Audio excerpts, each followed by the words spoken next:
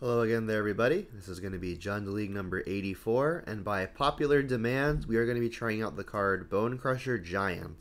So this has it's kind of like a two-sided card. You can cast the first side only before the second side, which is we can cast Stomp, so it's 2 mana Shock, and then the back half is just a 3 mana 4/3 with an ability. I'm not super optimistic about this card, but I mean it could be decent, so we'll give it a shot. And something to be noted about this card, the Stomp half, it says that damage can't be prevented this turn. That may become relevant if we need to kill something like an Auriok champion, so something to think about. We still can't target the Auriok champion with this, because it is red and it's got pro red, but if they're blocking something like a Croxa, and then we stomp their face, then their whatchamacallit with protection would die because protection is turned off. By damage not being able to be prevented. So that's kind of cool. So something to maybe think about as it comes up. Another experimental thing that we're playing today is Witherbloom Command. So this is a new card with Strixhaven. It's got 4 modes, pick 2. And I'm assuming y'all can read, so I'll leave this up for a second while I continue talking. So the main idea behind this particular build, or I guess this orientation of cards, is I wanted to put together only cards that had a pretty medium floor. And what I mean by floor is, at their worst, how are they going to perform? So I think a card, as an example, that has a very low floor is a card like Dark Confidant, which is my personal favorite card. But in the matchups where it's really, really bad, it's god-awful. And in the matchups where it's really, really good, it's the best card in the deck. So in that way, I think it's really polarizing. And it's going to be excellent if you can pick your spot in terms of when to play it in the meta. Obviously, everything is always changing. Certain competitive fields fluctuate. So if you can pick your spot for Dark Confidant to be good, and you see the matchups that you're expecting to fight with it, you're going to have a great time. But that said, as we'll see in a sec, I don't think that meta is really existent at the moment. I think Bob's prowess is kind of waning out. So we're down to 1 copy, and we're going back to Ren and 6, which I think has an about medium floor and obviously a very high ceiling. So one of the things that I had in mind going into building this list was what has a medium floor and a really high ceiling. So pretty much every card in the deck, I think I can describe that way. Things like Bloodbraid, Kolaghan's Command, at their worst, they're going to be pretty serviceable, but at their best, they're going to be absolutely fantastic. And I think that goes for just about every card in the deck. Tarmogoyf, when it's good, it's fantastic, and then when it's not good, it's still just the best beater you've got access to. Croxa, when it's good, it's excellent, and then when it's bad, you can still cast it for 2. I think the cards that really don't follow that line of thinking are things like Fatal Push and the discard spells, because I guess Terminate as well. So like these are the efficient 1-for-1s, but things like Thoughtseize and Inquisition are going to be excellent versus Control and Combo, but they're going to be not so excellent versus aggro when they dump their hand before you can cast them, or against mid-range decks where drawing these cards in the mid to late game when they do nothing feels really bad. So I've actually gone down to 5 1-mana discard spells favoring the Thoughtseize. We'll see in a second why I chose to do this, but there just hasn't really been a lot of control and a lot of combo as of late. There's been lots and lots of aggro and mid-range battling, and Thoughtseize and Inquisition not particularly strong there, so I just shaved on 1. And then versus things like aggro and mid-range, you'll see me take them out pretty often. Bolt can only be so bad. Obviously goes face in scenarios where you can't kill something with it. And then Push, also pretty narrow, but it's still just the most efficient removal spell at 1 mana. In the event that we want to board up to a 4th copy, we do have access to a 4th copy in the board, and I'll get to talking about the sideboard right after we look at the current modern metagame. So we've got Heliod still in at first, not really a surprise there. Blitz in at 2nd, again not a super surprise. Jen Shadow after its very quick vacation down in the 11 through 15 slot, back up to number 3, probably right where it belongs. Esper Control in at 4, and there's a lot of Eldrazi-tron going on right now, and regular Tron also following it up. Burn hasn't been super popular in the recent past, but here we see it rising again. And then we've got some other combo-y decks, things like Hammer Time, Amulet, Titan, I guess Gruul, not a really combo deck. Blue-red, Blue Moon. Lots of people are playing Kiki Jiki these days, which is kind of cool. And also Grixis control, as made famous by Aspiring Spike. And then obviously Dredge we would like to avoid if possible. So actually a pretty good mix of mid-range and graveyard strategies. So that's kind of what we were targeting with the sideboard. Since we're up on the Ren and 6s, I'm playing a Ghost Quarter. I have not typically... I have never done this in the past, but I have seen some people play it to some success. It has some cool spots. Obviously, it's going to be great versus all of your big mana matchups like Tron and Amulet Titan. But it can also have some pretty good uses. Like even in mid-range battles, it's something pretty cool to recur with the Ren and 6. Maybe you can get the opponent off all of their lands. Even especially true versus Eldrazi Tron with as few basics as they play. And things like Eldrazi Tron and the big mana matchups, I do think are at best even matchups. And more realistically, probably bad matchups. So Ghost Quarter is going to be kind of cool. And then versus the graveyard decks, we've got 3 copies of Nile Spellbomb, 2 copies of Ashiok, and Kalidas, Trader of Get. So this is a pretty cool card. I think it intersects really well with the things that we're worried about. It's obviously going to be really, really great versus all of the hyper aggro decks, assuming it's able to connect and or block. And it's also going to be really great as another piece of graveyard hate versus stuff like versus Dredge, which we saw was becoming popular. And it's also going to be great versus the mid-range decks that we're kind of worried about. If we can grow this even once by eating a zombie, it's going to outsize even Reality Smasher, so that's kind of cool. To round out our interactive pieces that are low on the curve, I'm playing 2 copies of Collected Brutality for things like Prowess and Burn, which are both very popular at the moment. And then also, I usually play 3 copies of Cleansing Wildfire, but I'm selecting to play a copy of Pillage instead of the 3rd Wildfire. Reason being is, while it is slower, even not disrupting Tron as early as turn 3 while on the draw, it does have some utility killing artifacts, which can be pretty relevant versus stuff like Eldrazi Tron, which I'm very worried about right now. And then obviously, Plague Engineer is going to be fine versus lots of creature combo decks, namely Heliod. It's also going to have a few good spots, say if we play the Mirror, for example, and it makes Arglyphs bigger than theirs, and also it'll just trade up most of the time. So that's why I'm playing this configuration. And let's jump into the league.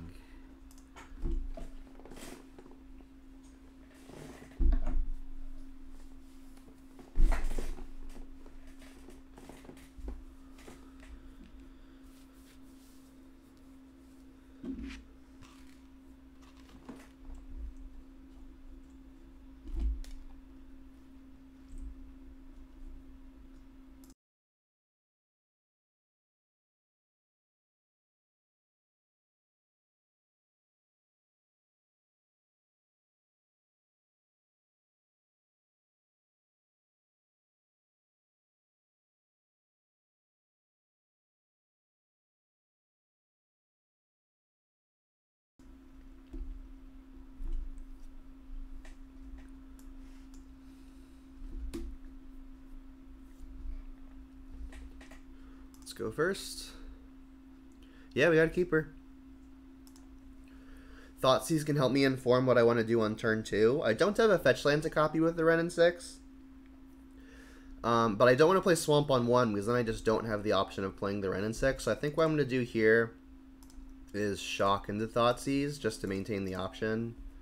Like if I see a hand with an X1 in it, I'm almost definitely going to play the Ren and 6. And immediately we hit Eldrazi Tron. Okay. So Warping Whale can deal with the Dark Confidant. They've also got Mind Stone, Thought-Knot Seer, Matter Reshaper. They've got also 2 Tron lands and a Temple. So their hand's very good. I think what I would like to do here is just go ahead and take the Warping Whale because I may need this Bob to pull me out.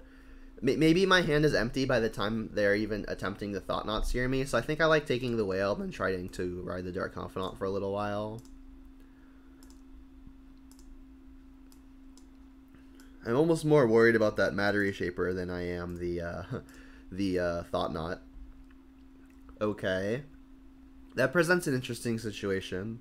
So I could just cast my Dark Confidant here, which I think I still would like to do, because like next turn it'll enable a double spell, but unfortunately the cards that I'm double spelling into aren't really even that excellent. We're not comboing anything with the Ren and 6 yet, and Wrenn and 6 doesn't kill any other creatures. So I think I may actually want to just cast the Thoughtseize and intend on casting the Dark Confidant next turn, because this Matter Reshaper, getting the opponent a card is going to be really, really annoying. It's pretty close, but I mean, the longer that the Dark Confidant is in play, the better it is. So I think I'm going to lean Dark Confidant. And while I've got 2 spells to cast next turn, like I said, they're not excellent.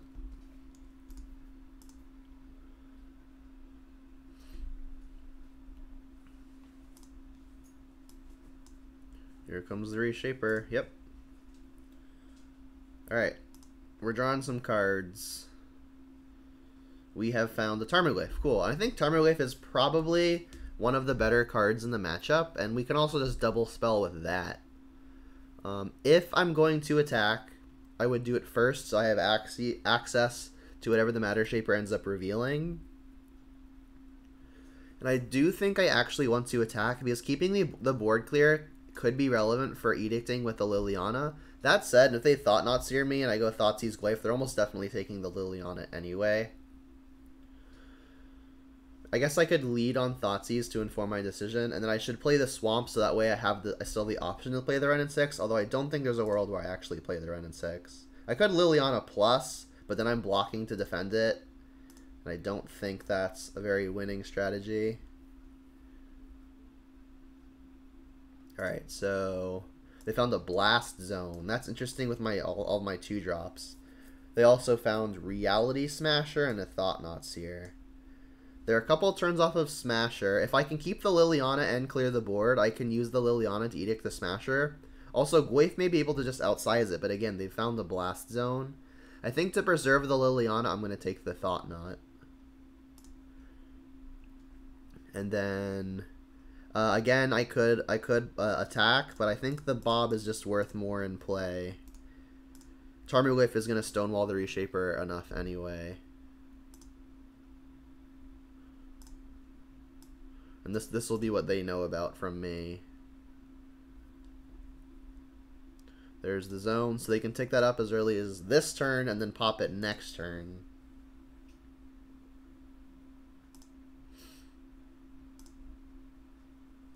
The Dark Confidant is going to do a pretty good job of keeping us in the game from a card advantage perspective. Unfortunately, the cards that we've drawn aren't particularly impactful. So it's pretty likely that our creatures are unable to block here. So I may want to just get an attack in while it's good. I'm kind of scared of my own life total, though, especially when we know they've got a Reality Smasher in the queue. So I may just attack with the Dark Confidant. Attacking with the Bob means that they were probably forced to use the Blast Zone. And then I'll probably just play Nurturing Peatland, Liliana plus, discard a Foothills.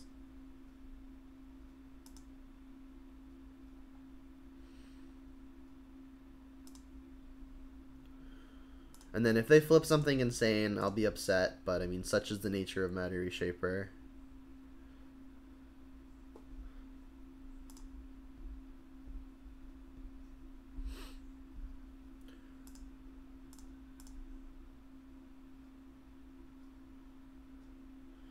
Yeah, if they just Matter Reshaper here, sorry, if they don't pop the Blast Zone and they just Reality Smasher, the Liliana will die, but there's not much I can do about that. Like, I could just edict them, but it doesn't seem like a game I'm pulling very far ahead in either. Alright, we mentioned discarding the Foothills.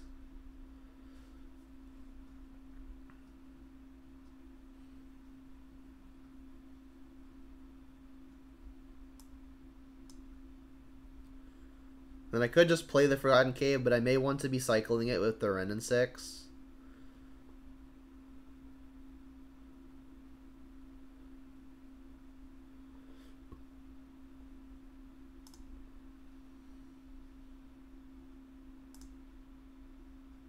Alright, so I'm going to expect the Blast Zone to go up here.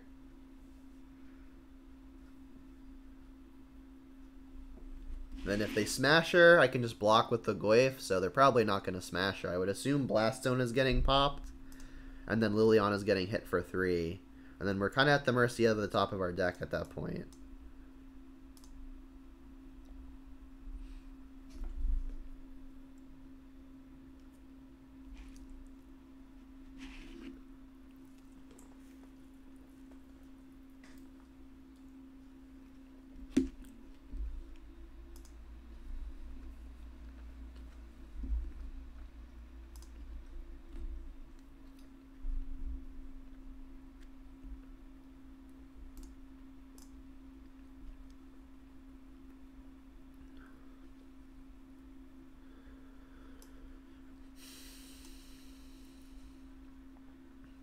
So I guess what I'm going to do now is I'll plus the Liliana. I can then discard the Bloodstained Mire, play Ren and 6, buy the Mire back, and then I can get basic Mountain to cycle.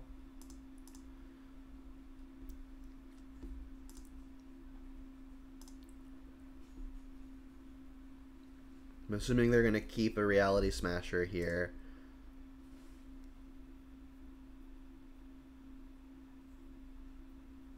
Oh, maybe I should have played that Mire. Because I only have a single red.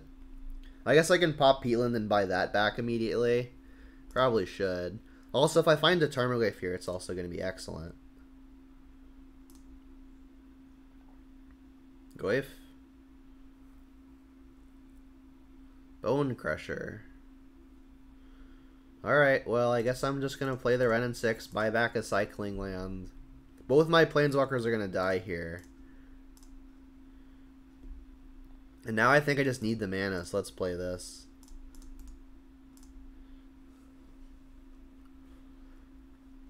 There's probably a way I could have played this better, but I'm not sure which way it is right now. Alright, they've completed the Tron. There's a Smasher. Hopefully they don't have something else that's insane. Both walkers die. I mean, if I can find a Tarmogoyf here and the opponent can brick, Goyf is going to outsize actual everything.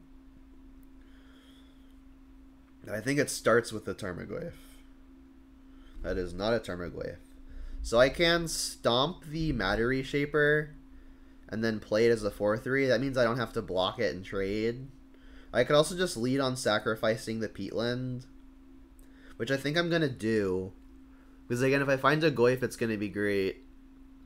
And like, I'm still going to have 3 mana anyway, which means I'm still probably just stomping the Reshaper. I don't plan on blocking the Reality Smasher either, and we're not in a race. So it's probably fine to take a look at the top first. Terminate. Okay. I guess we're doing that. Gonna keep the Blackleaf Cliffs in hand for discarding to the Smasher. I mean, Terminate is the removal spell of choice right now because of reasons like this. That's unfortunate. I still think I have to terminate the Reality Smasher, unfortunately. And they're just going to be able to take the Bonecrusher. I guess I should just discard the Bonecrusher so that, because they already can't take the land out of hand, right?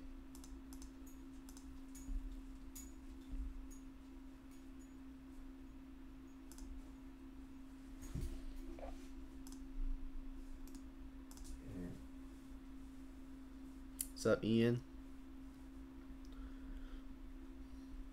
So yeah, they're on empty. A big draw step here could pull us back, but it's gonna have to happen pretty much now because then we're taking 7 going to 2. There's the Goyf. This is when it needed to happen. I think the only better draw would have been Bloodbraid into it. They're gonna get they're probably gonna just suicide the Matter Reshaper into the Goyf to get another look at something powerful, and they have a lot of cards that are almost gonna kill us on the spot. That's not one of them.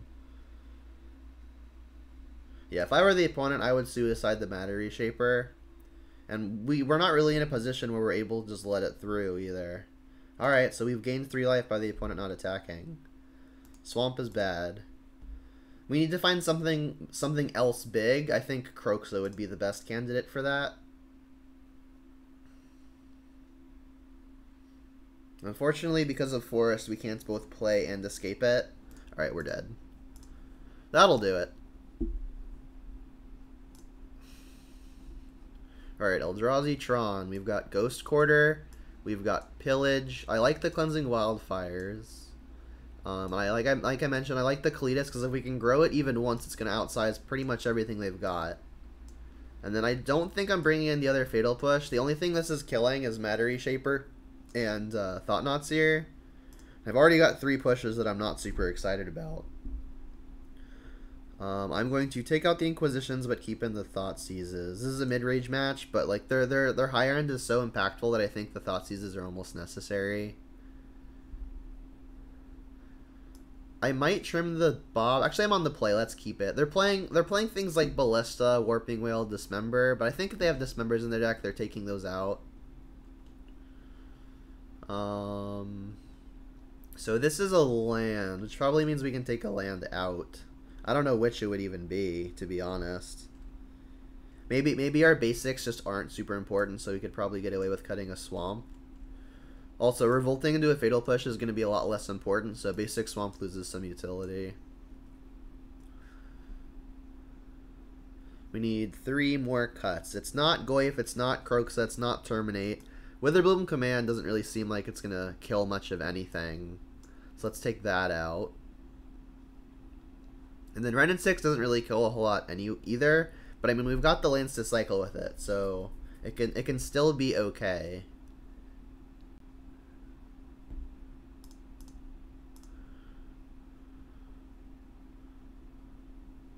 You want the Ashiok versus regular Tron, I think, yes, but versus Eldrazi Tron, it just doesn't do much of anything. It gets pressured by the opponent attacking very easily, and the only thing that shuts off is the expedition map effects. And there aren't very many of those, and the cards that the maps get aren't the cards that are killing us. Or enabling the cards that are killing us, because they just cast their big stuff eventually. I think I'm keeping the Bonecrushers. They size up well versus Thought-Knots. I think I'm just gonna cut a Renin 6. It really doesn't do a whole lot. We need it to combo with one of our lands for it to be good, and even then it's not gonna be excellent. Let's do this.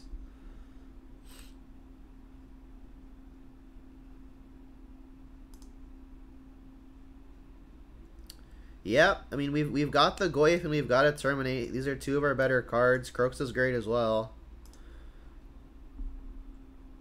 I'll lead on Ravine.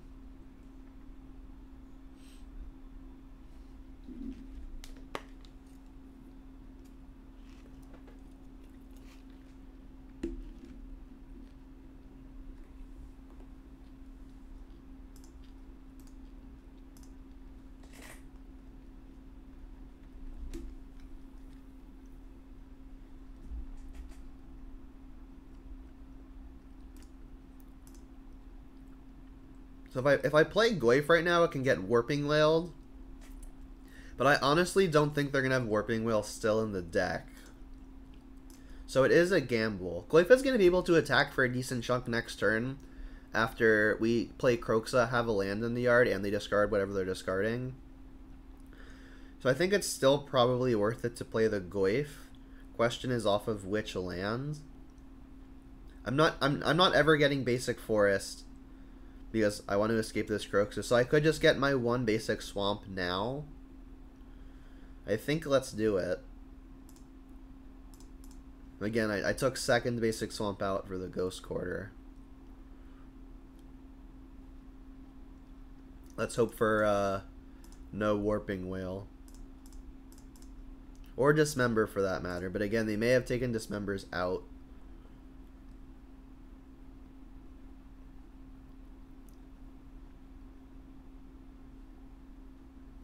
Alright, they're going to have the Tron. Now would be a good time to find a pillage.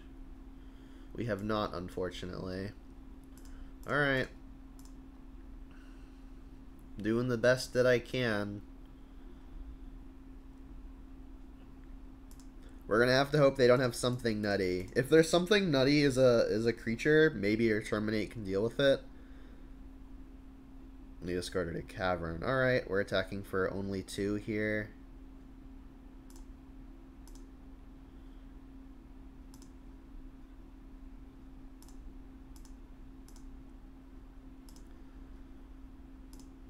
I may fetch Shock just to cycle this. What's up, Udok?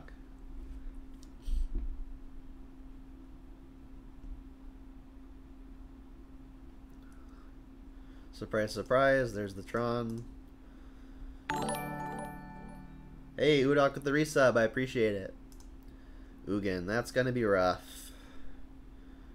Yep. Alright, well, we do have some outs to killing this Ugin immediately.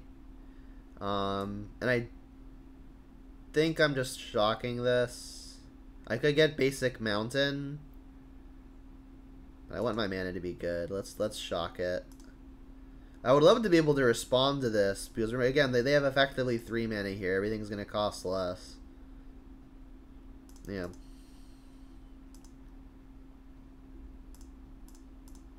We're going to need to find a Bolt or Kolagon's command to take care of this Ugin.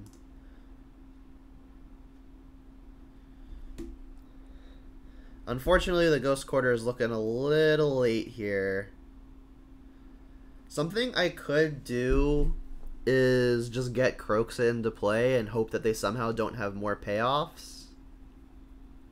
I mean, this Ugin is still very much a problem, but we do have another turn's window before this can minus again. It's not looking great. Alright, let's get basic mounts in here. We've got black, black, red, red.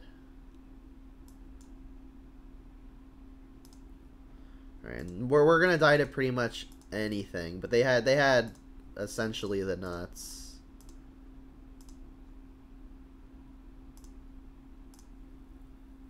What's up, Nick?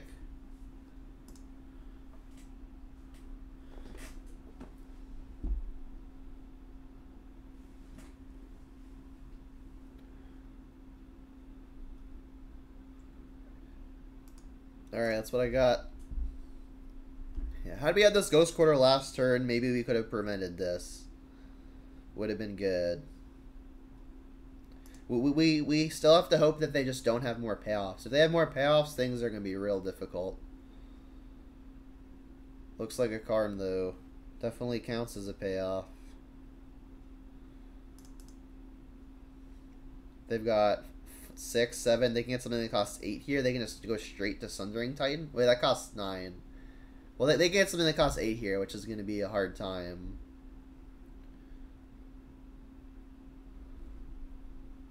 Like, if they just get an Ensnaring Bridge and sit, like, I think they're probably pulling ahead. Now we almost have to kill the Karn before we kill this Ugin.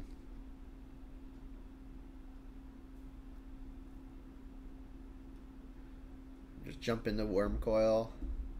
Yep.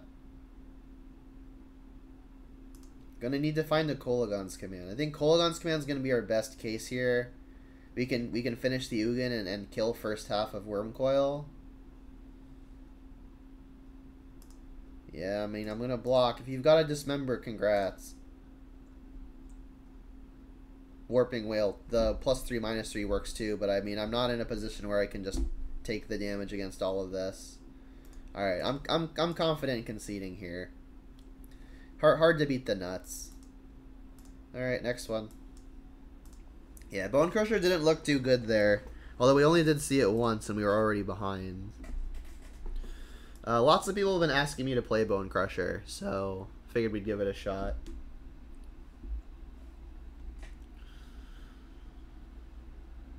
I mean, who knows, maybe it's good. Yeah, we got a keeper. We get to try Witherbloom command, maybe. A lot of modes. They've mulliganed to 5. Maybe it's regular Tron. Let me know if you can hear me eating, by the way. If you do, I'll mute myself, but I don't want to have to keep unmuting and unmuting, so just let me know if you can hear it.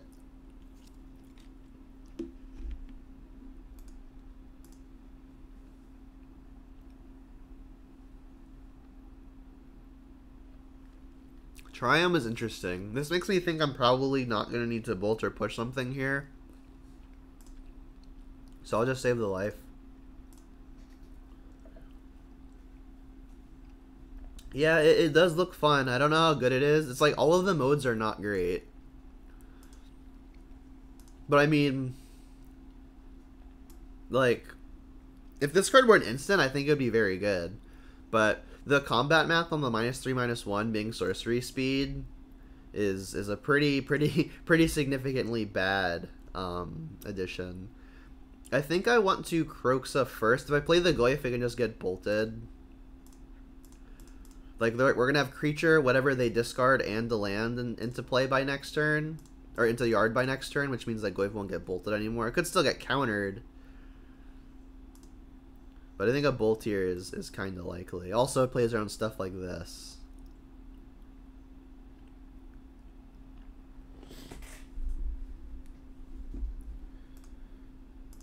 Maybe they've just got another Teferi. Another Teferi would make sense.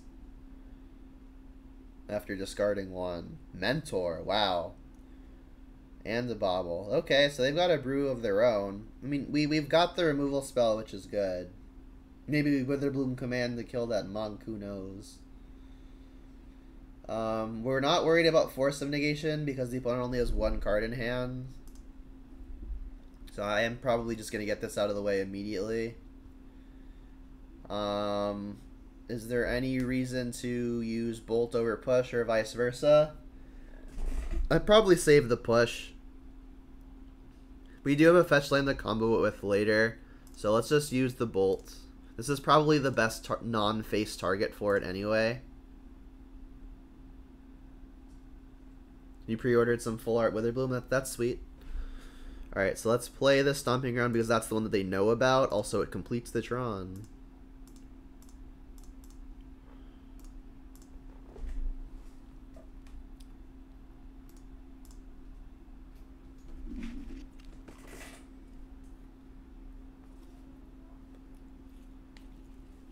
Brutal. Yeah, I mean, I guess the reason to use the Push over the Bolt was that now we can't just burn out this Teferi.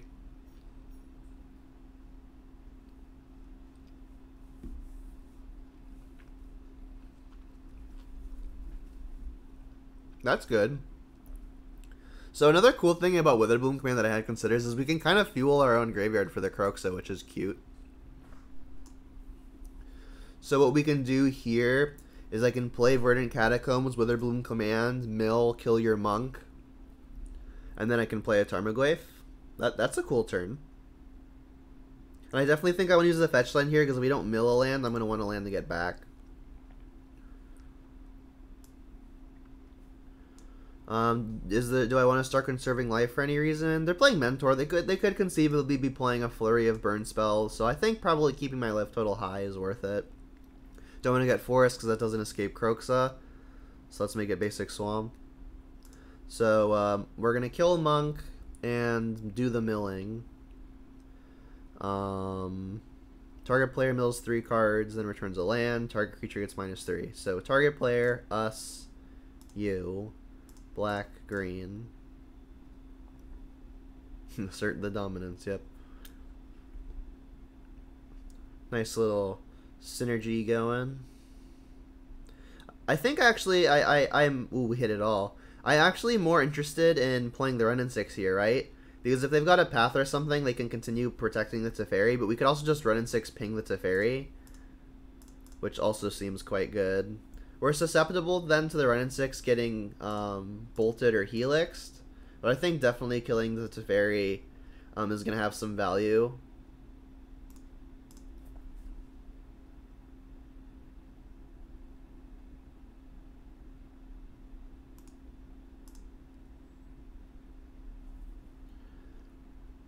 Look at that. Witherbloom command. Fed Kroxa, killed the thing, and got our Peatland going for the Ren and 6 in play. That was good. At 2 mana. It didn't do anything big, but it did a lot of little things. Yeah, it was decent. Like I was happy casting it there. Like none of the modes were absolutely insane, but every mode was useful.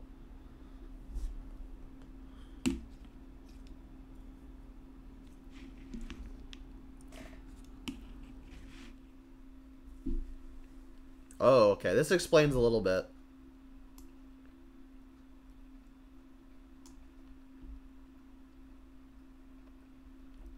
Bloodbraid is an interesting draw. So it looks like they're going to attempt to combo off with a Underworld Breach. I think I'm just gonna cast the Kroxa here. It's the worst versus a potential counter spell. So for that reason, maybe I just cast Bloodbraid because that's good to cast into a counter spell. And then on the following turn, maybe we can like go Tarmogoyf to bait a counter and then cast Kroxa. That seems fine because like maybe pressuring their hand doesn't matter a whole lot because the moment they find Underworld Breach, things are gonna get a lot harder because they're gonna get to mill their entire deck with the Bobble, right? Pretty much. So I think I like just casting the Bloodbraid here. Then we can just buy back Averting Catacombs. Gonna have to fetch immediately though. Yeah, we're just gonna fetch immediately, which seems fine. Because again, we need to refill. Actually, no. I was thinking we need to fetch immediately because of the Croxa, but we don't because we're blood braiding here. If they have like Remand, Mana Leak, this is probably the best thing to play. Ooh. I think I just want the attacker, so let's just cast the Bonecrusher part. We're playing Ponza now.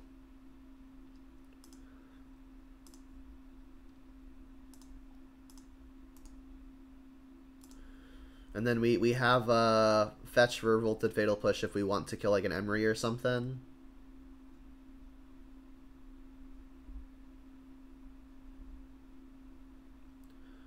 Did you find the thing? There's the breach. Alright, so let's see what they can do with it.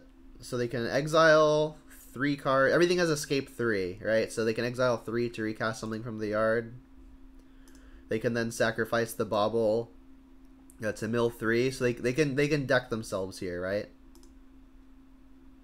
They'll just exile. With the way their graveyard is set up, they'll get to keep 2 cards in their graveyard, and then the loop is gonna let them just keep 2 cards. So they're gonna eventually mill through their deck and have 2 cards left over in the yard, right?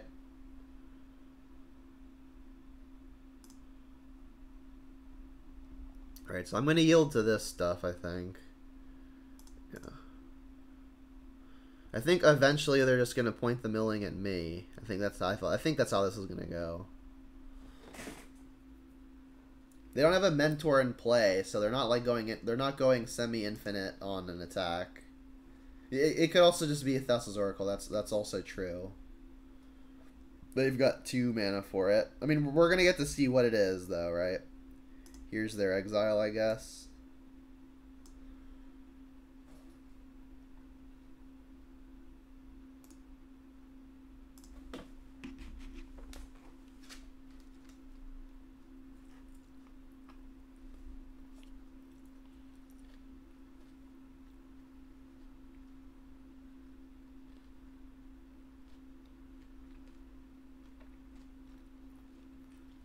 Pushing Oracle in response does not work. Because if their library is empty, they still get the win. Because if it's equal or less to the devotion, and if they have no devotion to blue and they have 0 cards, that's still equal.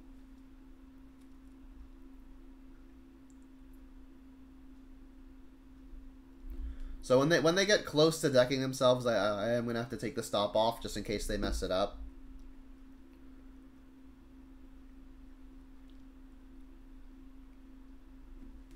But yeah, they just need to mill it at this point. They are playing Emery, good to know.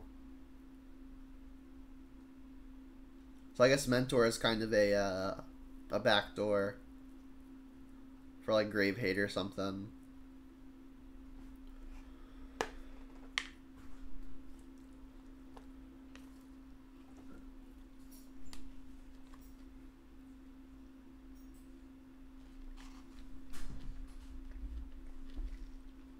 They still have Mox Amber though, right?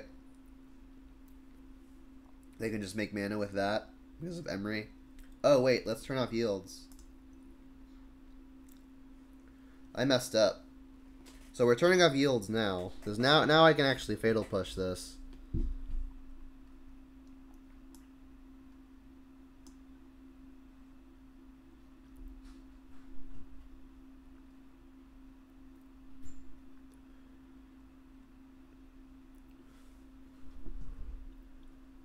Yeah, so yeah, we're Fatal Pushing now.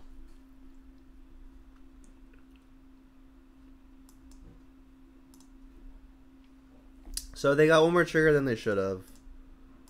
We will still have a hard time if they can find another Emery. Or counter this.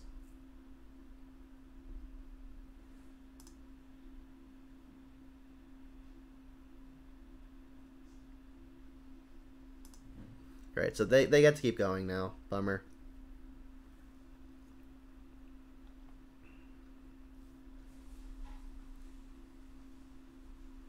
Because they'll just escape an Emery.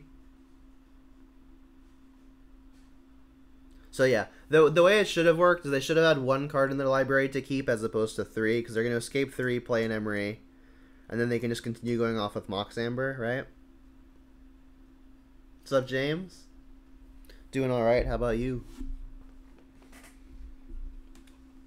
So yeah, I think the opponent still has me deterministically dead as long as they don't mess it up. Unless I'm not seeing something. Oh no, it didn't matter anyway, right? Because they're gonna keep one card in the graveyard, and that would just be Mox Amber, and then Emery is gonna bin 4 more cards anyway. Oh, you know what it is? They can't actually cast the Emery because it costs 3, and they've got 2 towards the Emery. Now it works. Okay, yeah, they're smart. So I did mess this up then. Or maybe not. I don't know. Let's just see if they kill me.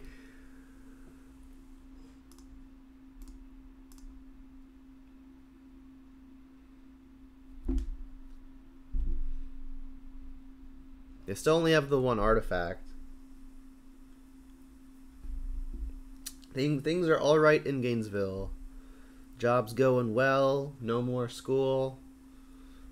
So living all right so far.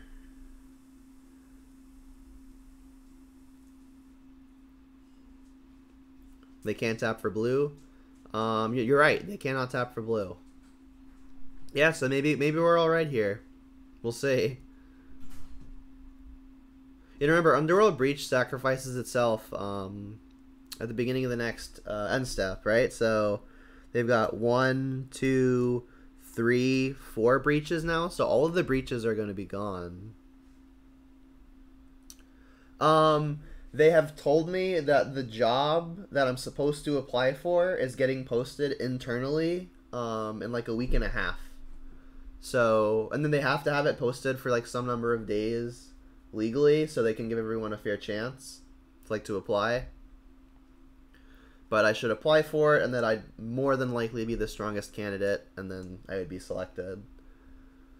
So it's as much as an offer as they're allowed to give me, you know. So basically, yes is the short answer. I got the offer.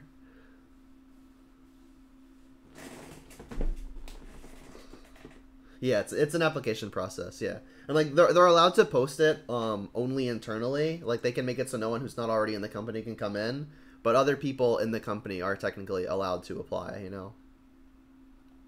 Yeah, I mean it's a bureaucratic thing. I try not to think too much into it. So yeah, having milled all of the Underworld breaches, I think they're priced to somehow going for it this turn. I don't know if they're actually going to be able to.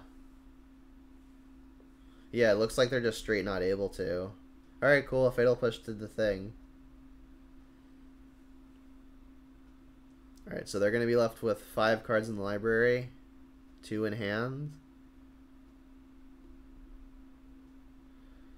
I mean, we're attacking for 7. 7 again is actually short. I guess if we ping them now and ping them next turn, they are just dead, right? Because it's 16 exactly. And then we can play Nurturing Peatland to hold up Revolt.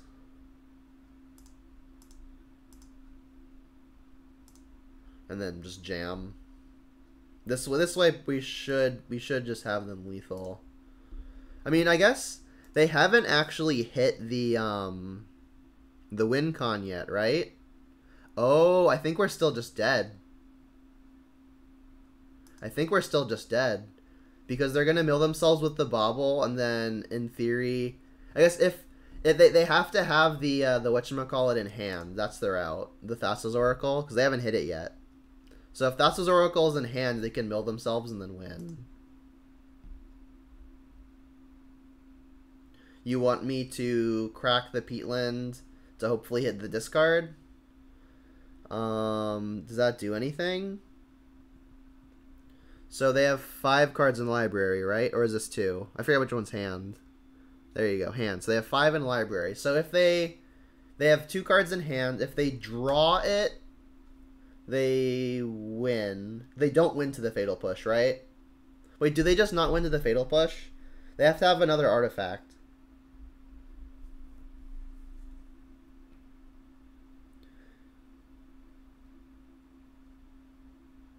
Yeah, because so like they're gonna draw to 4 cards, right? They're gonna sacrifice an artifact which goes to 1, and then if they play the Thassa's Oracle, I can push it. So like I actually need the push to prevent them from having, because like if they have more than 1 artifact, then it kind of doesn't matter. They need to have the Thassa's Oracle and an artifact. Otherwise, assuming they are not gonna have Thassa's Oracle and an artifact, then I would want to dig to the discard. But I think it's more likely that they are gonna have the Oracle and the artifact, or sorry, not have the Oracle and the artifact, then just one of the two. So I think I like just passing and then keeping up the Revolt for the push, because if they Oracle with 1 card in the library, we can beat them.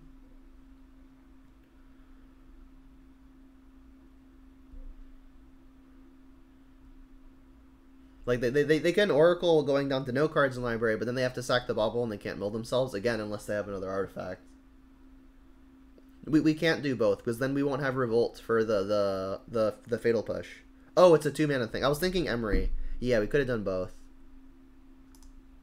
Yeah, I was thinking it cost 3, which is why I was saying Revolt was important, but Revolt just wasn't important, huh?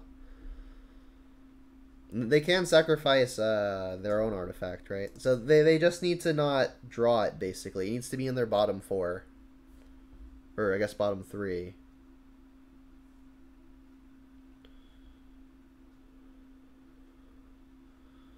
Yep. So, yeah, if they've drawn it, they've drawn it. And it looks like they've drawn it. So I could have dug for discard there. Alright, well, I guess we can see if we would have hit it. I bet you we do. Okay, no, we don't. Alright, well. At least we know we weren't winning anyway. But yeah, I should have done both, because I should have remembered that this costs 2, not 3. Alright, Ashiok seems good. Spell Bomb seems good. Pillage can kill the grinding stations. Fatal Push can kill a combo piece. Plague Engineer doesn't do anything, right? No.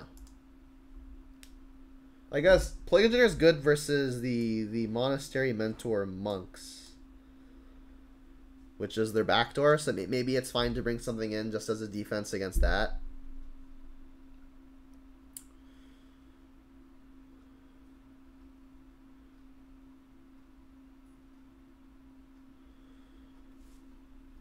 The bolts kill all of their creatures, so I think we're gonna cut all of the pushes. Definitely the Terminate. I don't want to be weak to Emery.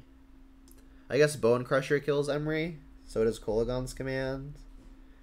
Witherbloom command does not kill it, right? Does it kill anything? No. Yeah, Kolagon's command also does kill Station. That's true. I think I'm cutting the Witherbloom command. Actually, no, this kills the Grinding Station, right? Non-creature, non-land permanent with converted mana value 2 or less. That kills the Grinding Station. I think I'm just gonna shave 2 Lilianas. It's like their combo they can just draw off of the top.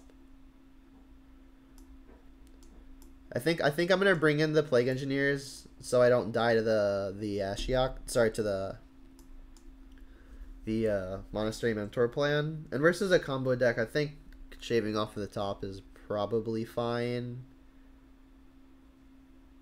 And then I think I'm going to cut Croaks as well. This game doesn't really matter a whole lot about card advantage.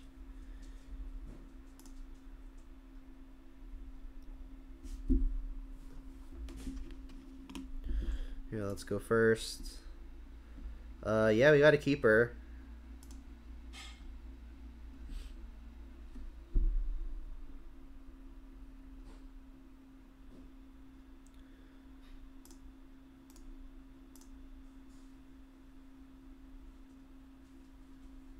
So I will get... I'm going to want an Overgrown Tomb and a Blood Crypt.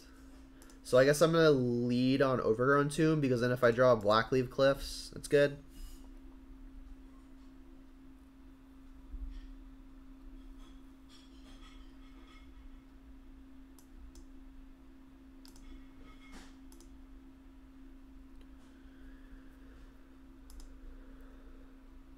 Ashiok's good. So again, I want the Blood Crypt here, I believe. Get this Renin 6 in. Pending a Force or a Snare, which I don't think they're playing.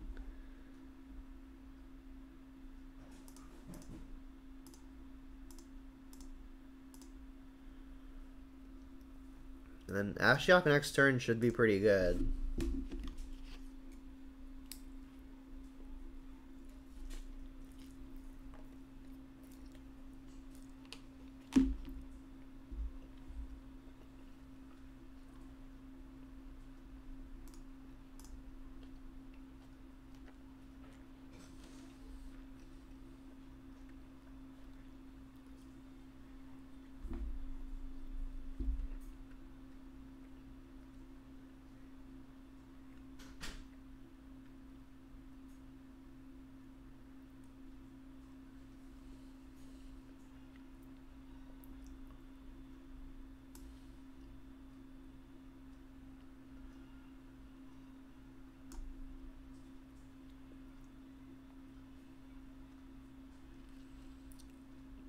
And I think I'm just going to go at the opponent with the milling, because from what they've shown us last game, there's only one Thassa's Oracle.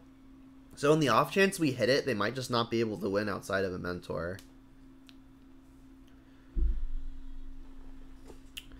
Shocking Foundry is interesting. It can indicate Bolt or Path. If they've got Bolt, it makes me want to not be minusing this Ashiok a whole lot. So, I mean, is the first minus worth it? They did top bottom with the Scry, so I think the minus exactly here is actually worth something. Let's get Mountain. We've already got double black, and I may be wanting to tie up the Mountain to cycle every turn anyway. I should have gotten the Verdant here, because it's technically better now that the Mountain is out. And then I will use one activation of Ashiok. If they've got double burn, then the Ashiok is dying anyway. Alright, we hit a copy of Underworld Breach.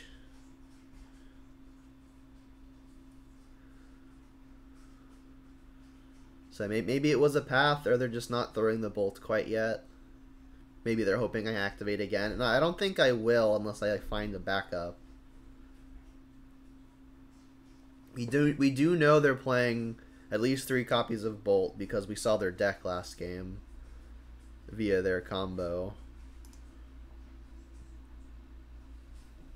If they top a card, though, it gets more interesting.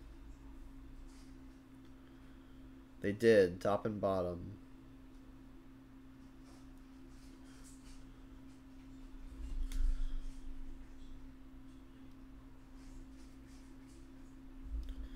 Explosives for 0. Interesting. Goyf is good. So do I want to put the Ashiok within bolt range? I don't think that I do. Is there any reason to Witherbloom command? That they may have just done this now as a way of trying to cheat in an Emery next turn. But they could have done that next turn as well, because they could have just cast it for 0 next turn. Maybe they just didn't want to discard a card, you know, because they have 7 left anyway, which would make some sense. I think I'm playing around Bolt. So I get to Tarmogoyf here and then just hold up some instants and or a cycle.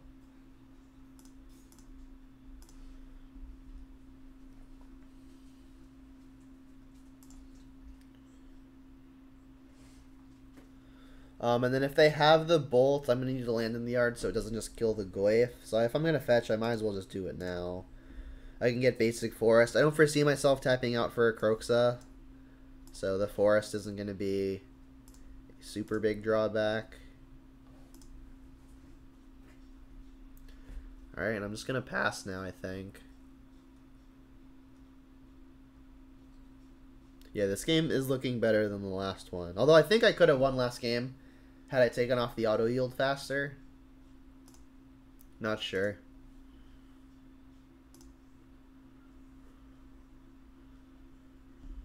It is the path. Okay, so we kind of had the read. That doesn't necessarily mean that my Ashiok is safe to minus.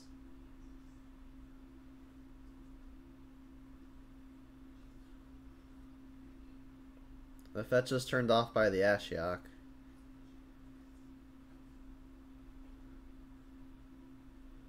Hopefully they don't see it. Haha! Gotcha. Ready for the shame scoop? Yep. That's how Ashiok works. Got him.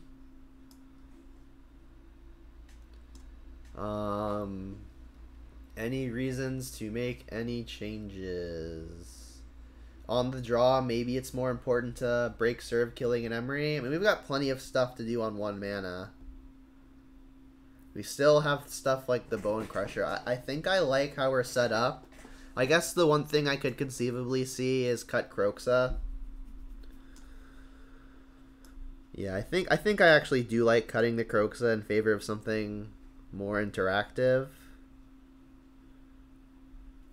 Maybe I'll just bring in like the one Miser's Fatal Push. I could bring in Brutality, but there really aren't any instants or sorceries that I really care about.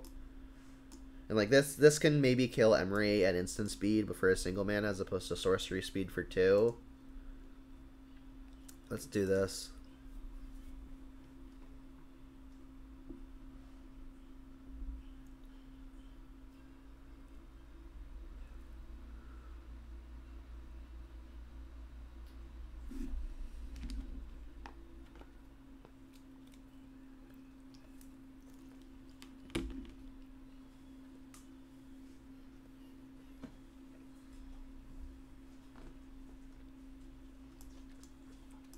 We are missing pressure, but that's it. I think this is a keep. We've got some of our best interactive spells here. So I don't think this is a hand I could ever justify mulliganing, but I do need to get lucky and find like a Goyf or something.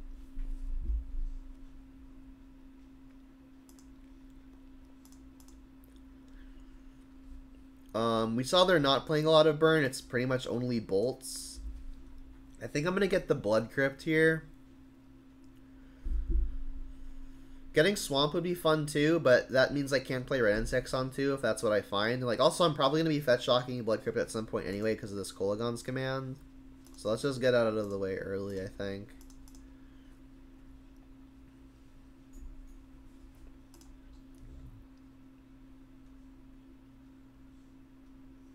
I wonder if they veil me here. We didn't see that they were playing green. Man, Veil has just like scarred me. They're not even playing green. I'm just like, oh, they're fetching in response to Inquisition. They're gonna Veil me. So they've got Bolt, Opt, Path, Rip Apart. So Rip Apart's a new one. Theory of a creature, Planeswalker, or destroy an artifact or enchantment. That doesn't seem that good against me. The rest of their hand is just removal that I don't really care about. Maybe I should just take the Path. Because assuming I find a creature, Path can mess me up. They're not really that close to comboing. They need an artifact and the grinding station for that to happen. So I think I actually do like taking the Path here. Because like I said, if I find a Goyf, I'm gonna need it to start getting in. I have a Thoughtseize as a safety net if I decide to discard again next turn if I want. But I'll probably wait another turn or two. Unless they play the grinding station now, in which case I may need to fend it off if they've also drawn a Bauble or something. Alright, and they haven't. Come on, Goyf. Not quite. I guess I'm just going to spend the turn getting the Ravine down. I guess they could just draw an Emery, in which case I may want to fetch to enable Revolt. Like, next turn I'm almost definitely holding up Kolaghan's command, though, so this may be my only great turn to get a Ravine untapped. But I've got 4 untapped lands, which casts basically anything I could want. So I think I'm going to play the Mire to play around the opponent, just hard casting an Emery for 3 mana. Be right back.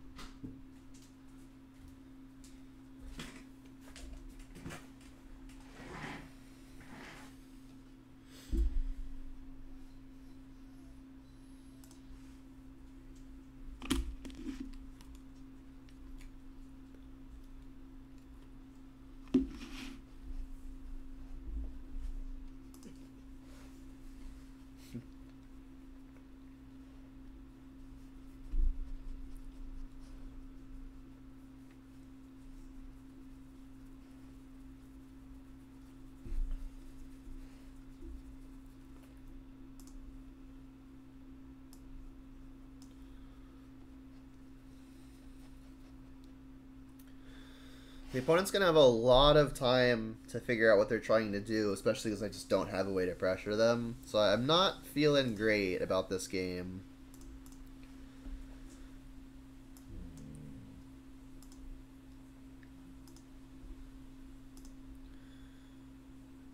Okie dokie, there is some pressure. They can rip it apart. This is a sorcery. They could also just bolt it. 3 toughness, not the magic toughness. We could then buy it back, though. It's like, maybe I really should just play a 4-3 here. But then they could go Grinding Station, Underworld Breach, and if they have a Bobble, they kill me. That's kind of a lot, but they already have the Breach. I guess I could Thoughtseize, hold up Stomp. They've done a lot of digging. This is probably a fine time to Thoughtseize. This means I can't hold up Kolaghan's Command, but as long as they don't have both combo pieces... But they scryed top, though. Yeah, they scryed top. I'm afraid. Let's just pass the Kolaghan's Command up. And then if they don't do anything, I'll Stomp face. I am a little scared of dying.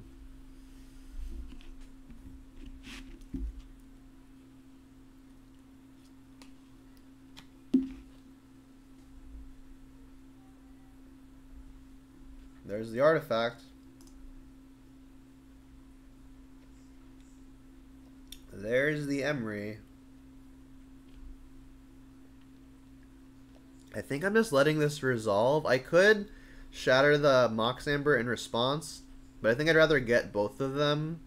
They're going to be able to go back up to 2 mana, but if they play an artifact that I'm worried about, I could also just shatter that and kill the Emery. Stomping it also an option. They milled an Underworld Breach, okay. So I do think I want to kill this Emery somehow. I think it's going to be with the Stomp, because then we can continue holding up the Kolaghan's Command to shatter the Grinding Station. So let's Stomp Emery.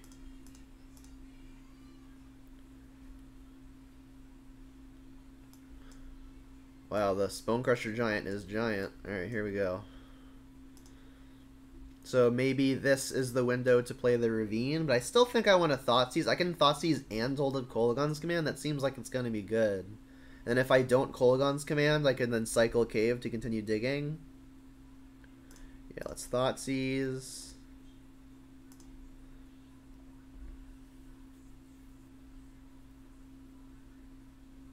Their hand is Monastery, Mentor, Bolt, Rip Apart, Breach. I'm not super well equipped to deal with the Mentor. I could just take Combo Piece, though. I've got the push for the Mentor. So maybe it's just best to take the Breach. Like, what's the worst they could do? They could spend 3 mana, cast their Mentor. If they find a land, they could also Bolt me, but that's not even that bad. I think I'm just going to take the Underworld Breach here. My Peatland is also going to be able to enable the Revolt if they just tap out for the Mentor. Let's take the combo piece. Play the Peatland. And say go.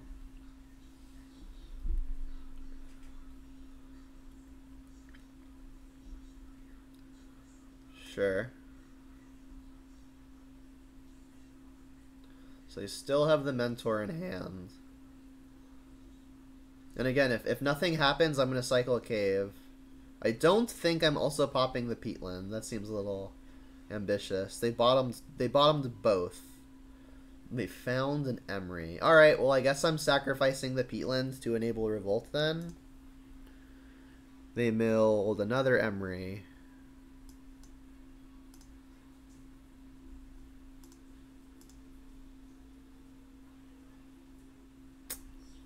Kinda rough, though.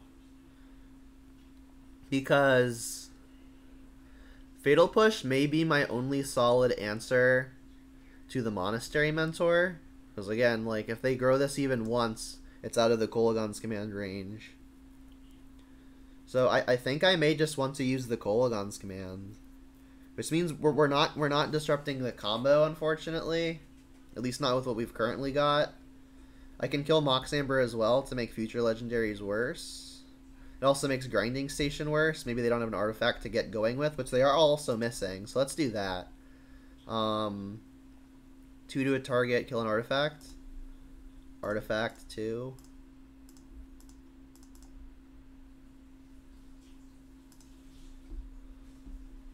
Ren and 6. Interesting.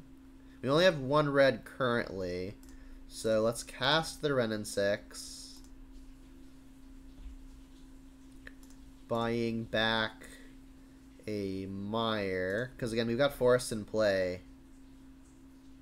And then this is probably as good a turn as I need to get the Ravine down. But I need to play the Mire if I want to be able to Revolt the Fatal Push at instant speed. Which I think I do. I don't think I'm playing Bonecrusher yet.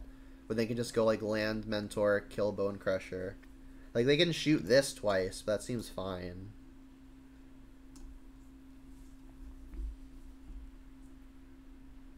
I'm aware of the clock, but I don't think it'll be an issue. There's the mentor.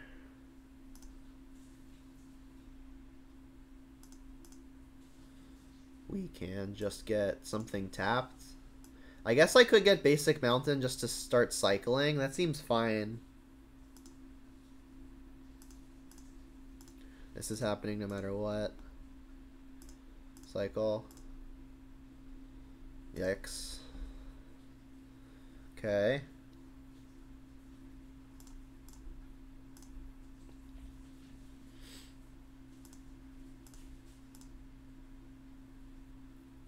Yikes.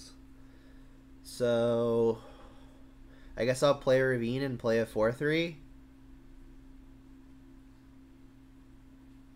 Yep.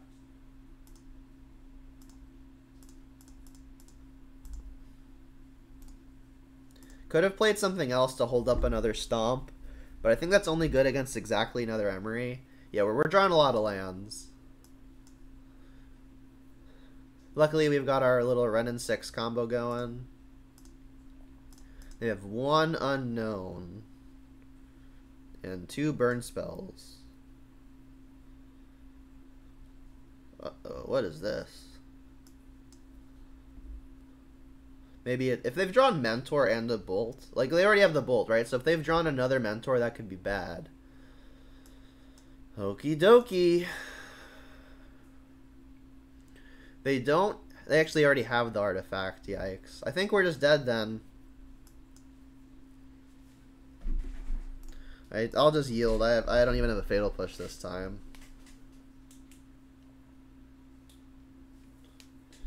So we should be just dead, unfortunately.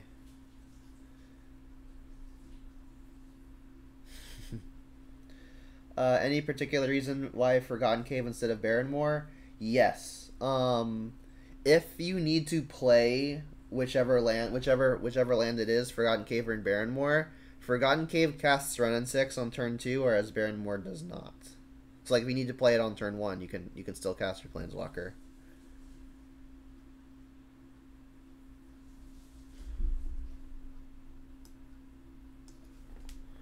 Yeah, we needed to dodge them drawing, I guess, Underworld Breach. And they had already used 2 copies. Because we took 1 and milled 1 a while ago.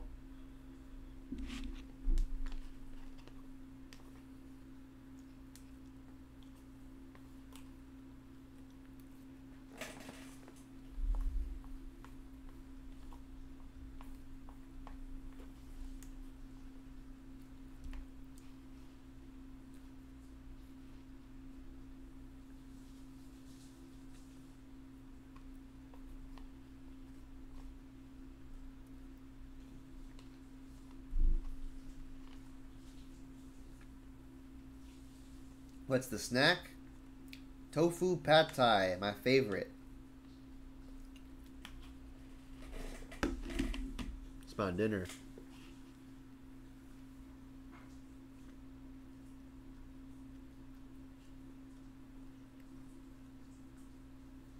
Got him. Did they somehow not find it? Or are they just doing this to add insult to injury?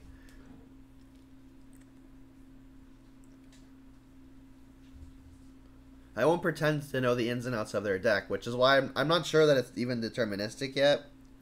They're just out of mana, right? They can't like loop the Emery or anything quite yet.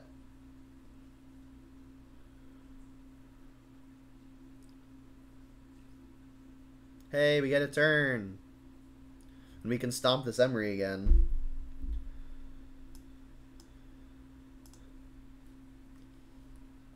Alright, so now 3 copies of Underworld Breach have been used.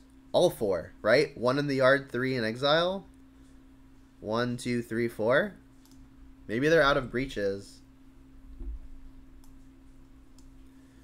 Alright, so let's obviously kill this Emery. We don't want this thing living for very long.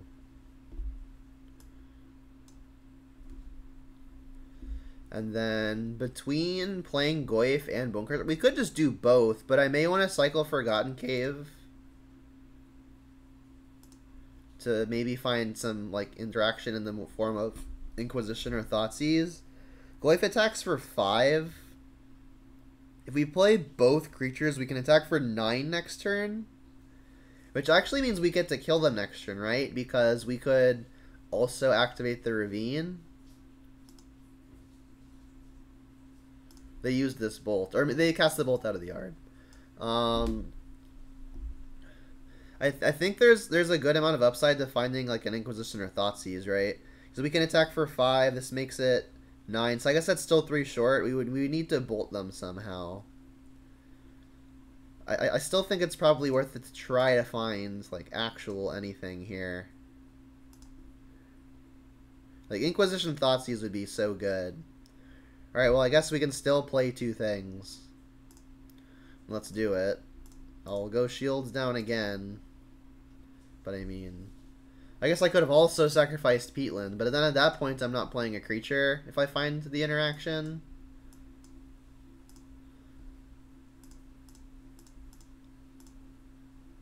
Which means they're just getting more time anyway. So I think this is probably the right way to go. And again, they are out of Underworld Breaches. They have not yet hit the Thassa's Oracle though, so if they've got some backdoor way to mill themselves, I may need to be careful.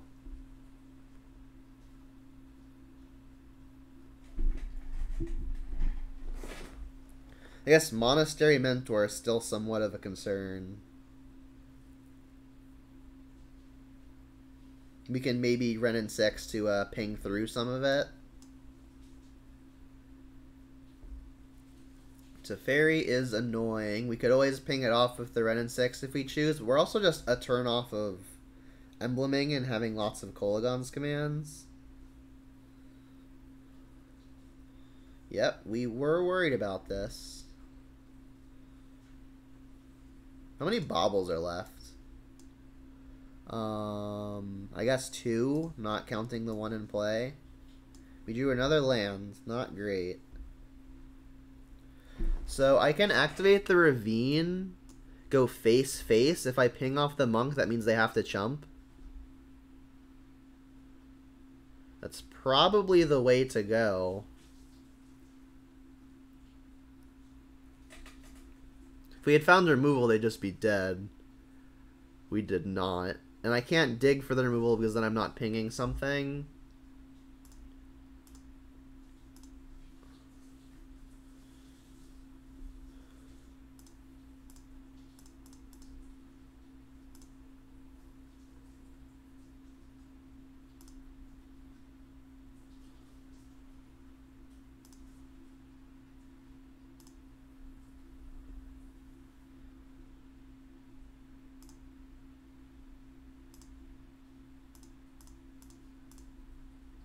So they've got to chump.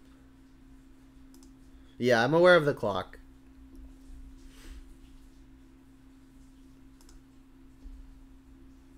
And like in the event of another Teferi, I guess I could also replay a Tarmogoyf and the land. Go.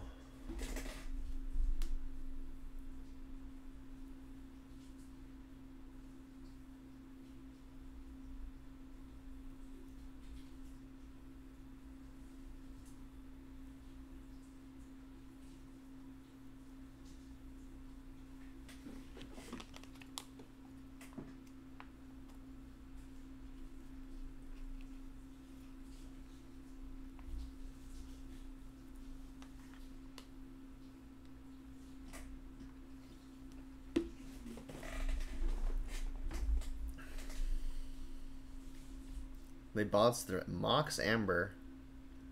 Trying to get up to 5 mana here for some reason. Grape Shot me? Grape Shot's a very real concern, right? They can put me down to 7 with the bolt. Explosives on 2, that's good. We still have the Raging Ravine, though. They play Path in their deck, though, so if they've got a Path, we could like actually be in serious trouble. We do have this Bonecrusher on reserve, which they could bolt, taking 3. Another land. Alright, let's see if you've got a Path.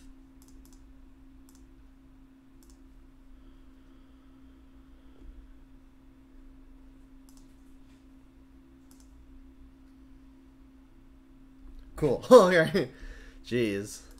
It took everything. Here's the deck for anyone interested in Bonecrusher Jund. I am not at all convinced that it's good or even okay, but lots of people wanted to see it, and who knows, maybe it could be fine. Like the floor on the card is medium high. Like at worst case, it's like a bad interactive spell with some upside and damage can't be prevented, and then it can be a beat stick. So I mean, it does a lot of things poorly, but it does a lot of things. Let's keep.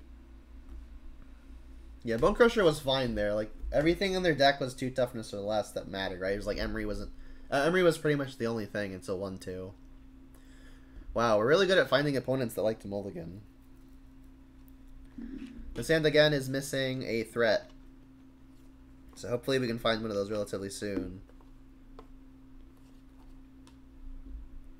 If I swamp on 1, I can't run in 6 immediately. I think I'm going to take that gamble. Kids are playing an aggro deck, but I guess on 5 cards it's a lot less likely. Oh, we're playing against Dredge. Thrilling Discovery is the new Cathartic Reunion.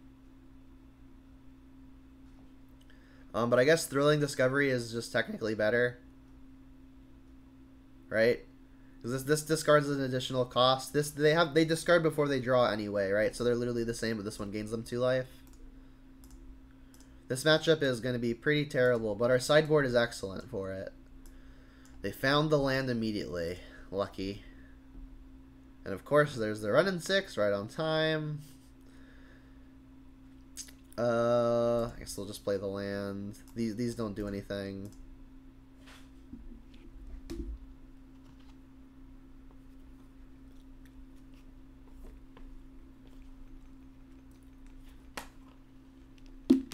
Double enabler. I think gonna be the nail in the coffin.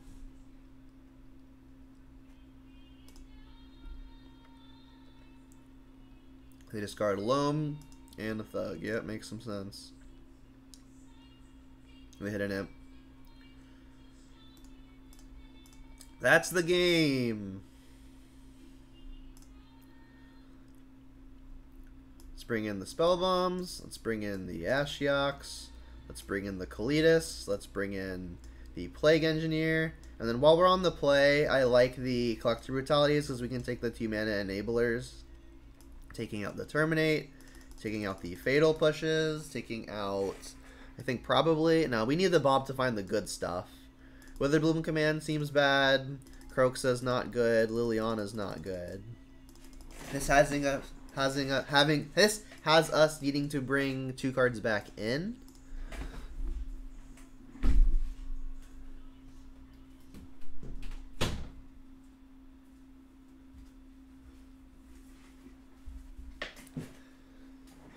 If I have to bring 2 cards in, maybe it's Witherbloom Command.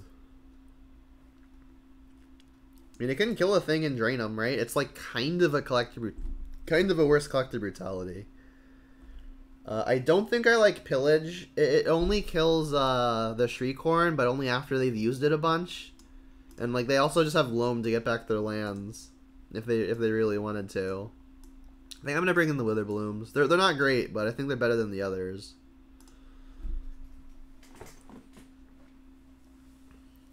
Yeah, command also kills Shriekhorn. That's true. Let's go first. Hey, this hand's pretty good. It's 3 sideboard cards. Deal.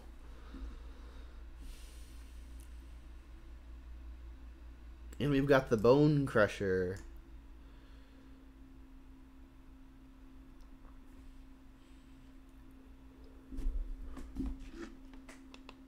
Yeah, I think I've lost game 1 versus Dredge. Like, as a Jund player, I think I've lost game 1 versus Dredge like 95% of the time. Mulligan to 4. Sick.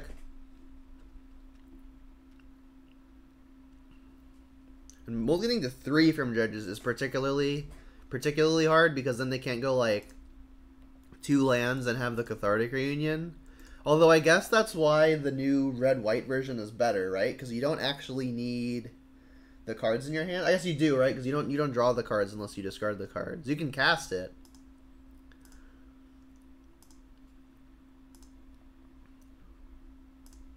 All right, we've got Stomp available now, although I don't think we're going to need it yet.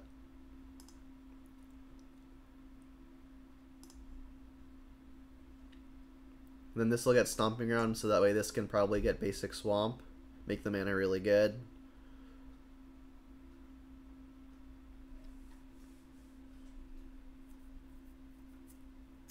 They're just loaming this. I think it's probably worth more to get rid of the loam, which we can do with the Ashiok, and Ashiok turns off the Arid Mesa anyway, so I'm going to let this go.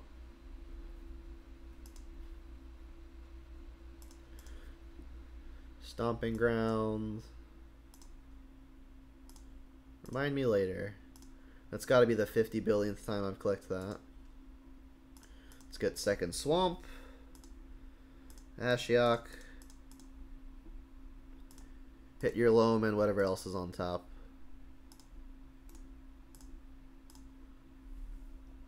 Two amalgams, not bad. And that's the game! This is why I don't like playing against stuff like Dredge, because like the games are either unwinnable or unlosable. There aren't very many close ones. And that's just not very fun to me, personally. Don't think I'm changing anything. Yeah, polarizing is a good word. Think I'm just going to keep it. Again, like, Brutality does get worse because we're on the draw now and we can't take the 2 mana enablers before they just cast them. But I still think they're probably better than just this gobbledygook.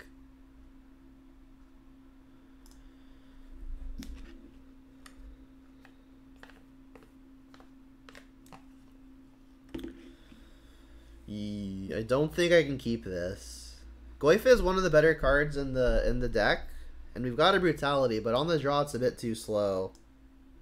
Like these run-in 6s aren't really going to be great unless we're already very ahead. Yeah, the sand is much better. We're missing a threat, but we've got a Spellbomb on 1. We've also got Inquisition on 1, which we might actually cast first, because if they've got a 2 mana enabler, now is probably going to be the time to hit it. So I think I'm actually just going to ditch second Brutality. They kept the 7, how lucky. Alright, so I mean, I guess I can hope they just don't have 2 enablers. I could go Spellbomb, and then if they have something nutty, I can just Spellbomb in response. It's pretty close what I should do here. I think I have to Spellbomb, unfortunately, because if they've got Reunion and then Dredge a bunch, things get really unwinnable really quickly. And if they have the Reunion, I'm going to let it resolve. I'm going to respond to whatever triggers they put on the stack. They kept a 7, so like I got to assume they've got it, you know. Don't they also bring an anti-hate? Yes, but I mean in Spellbomb you can at least use in response, right? They're loaming. I think I'm letting this go. Because, like, I get to Inquisition here, and then maybe I want to also hit whatever I Inquisition. I guess I could Brutality, but, like, there's a chance I want to Inquisition more than once, so I guess we'll just Inquisition. So they've got Thug, Amalgam, Loam, Thrilling Discovery. Well, I'm definitely taking that Thrilling Discovery. Here's their hand. And unfortunately, if I spellbomb them, they can just recast a Life from the Loam to put another Dredge card in their yard. I guess I could Inquisition the Life from the Loam and then pop the Spellbomb. That is a line I am allowed to take. This would mean that they can't immediately start dredging again. This would be great if I had a threat to like actually pressure them with, but I don't.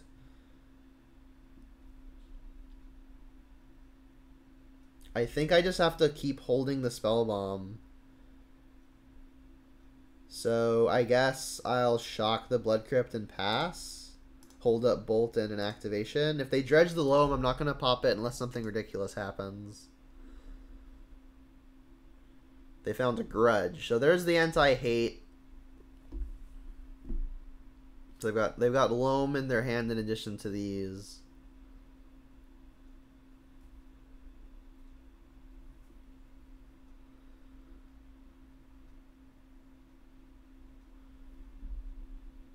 I'm gonna need to find a Goy for something like an Ashiok really, really quickly. Other spellbombs would be fine too. They're just doing this now. Alright, well I guess I'll pop this now. I'll get my card off of it. We're not hitting anything relevant. That doesn't do anything. Yeah, Goyf would be pretty tiny, but I mean it would grow again fairly quickly. And they're probably just loaming this back. Yep. I don't think this one's gonna be very close, unfortunately.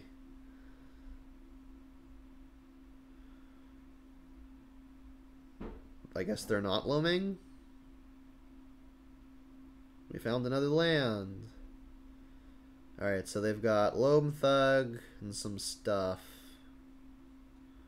I mean, I can't really cast any of this. If I cast this, they're just gonna put something that they want into the yard.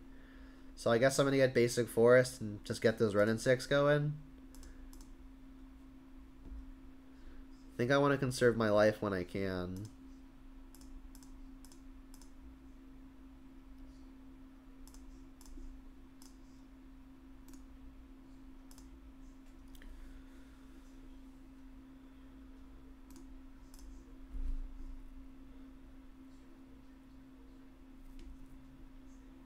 Oh, did you draw the whatchamacallit? Yeah. They found an Ox and a Chill. Alright, well they didn't find a way to bring a creature back now. So this would actually be a window where I could find Ashiok or Spellbomb and maybe be okay. But it has to happen right now.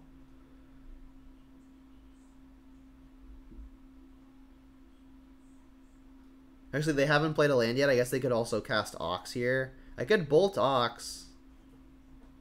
But I mean, they're just going to continue going off with their graveyard stuff.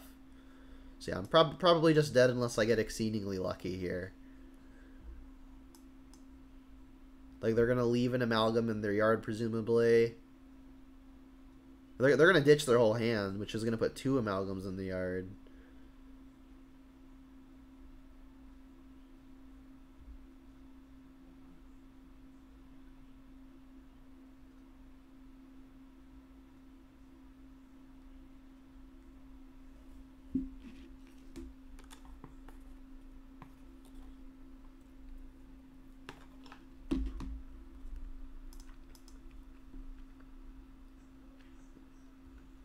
Alright, something ridiculously lucky would have to happen here.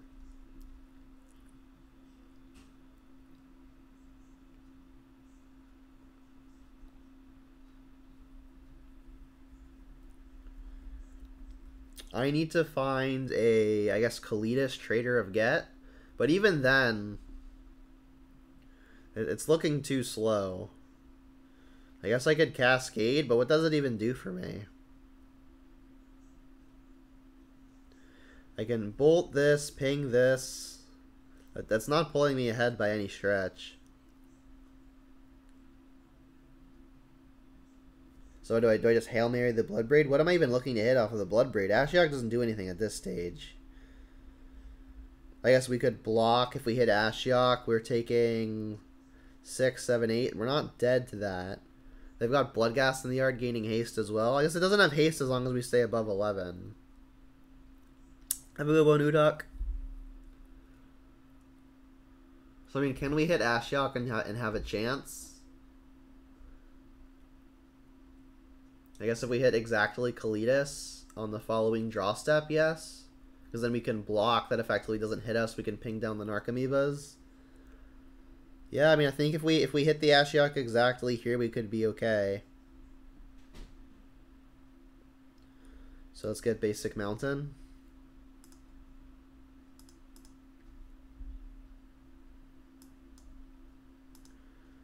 I guess we'll do this first in case I hit another Ren. Come on, Ashiok.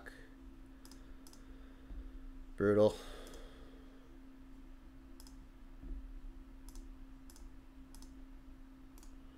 Alright, so we're on board going down to 4. If they've got a land, which is likely, they're hitting us with Bloodghast as well.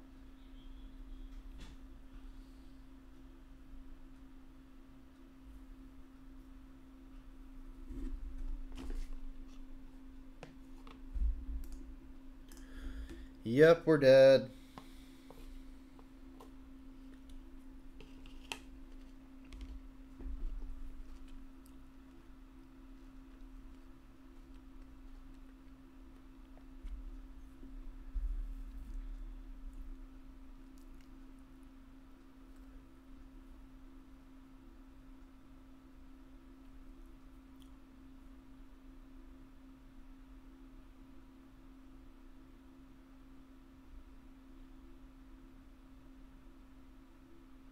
Now we're literally dead.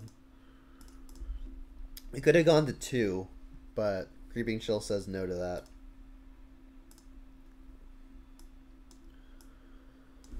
I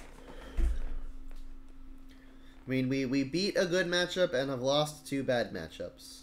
I think most combo decks are good. I don't think Underworld Breach is an exception. And then we lost to Eldrazi Tron and that. Me too, James. Me too.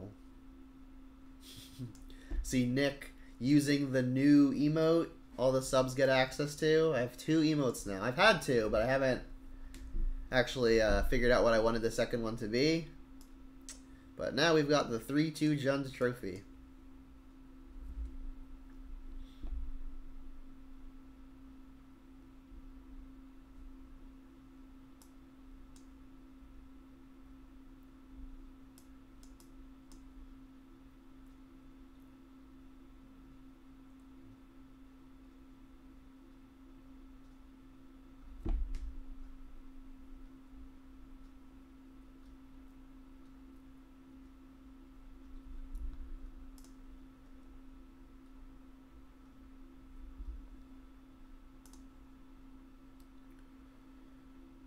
Eee.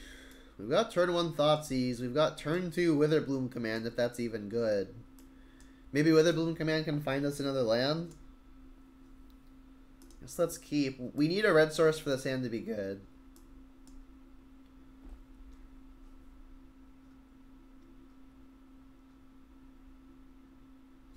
We could use a bolt, but we don't have the mana for it right now. Oh, a bolt emote? Yeah, that would be good. When I eventually get another slot, it'll be seriously considered. What in the...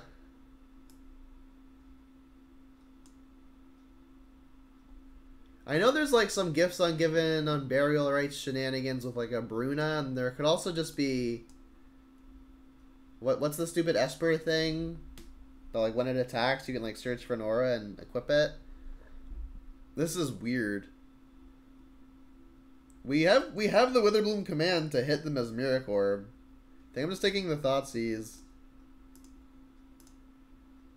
This means we're not Witherbloom commanding now, but I don't think I'm Witherbloom commanding anyway unless I don't find the land by turn 3. In which case we can kill the Mesmeric Orb anyway.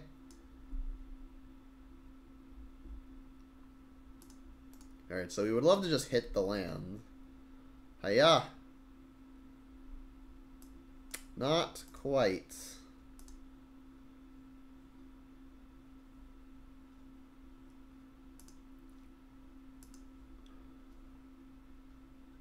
Alright, so hopefully they just go orb here, and then we can, with a bloom command, find the land, kill orb.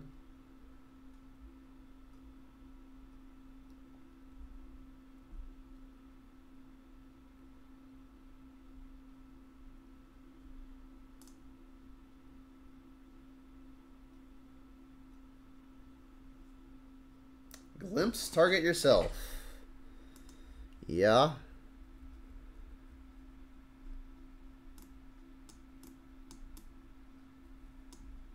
Okie dokie. Could I just draw the land, please? Not that one. Jeez.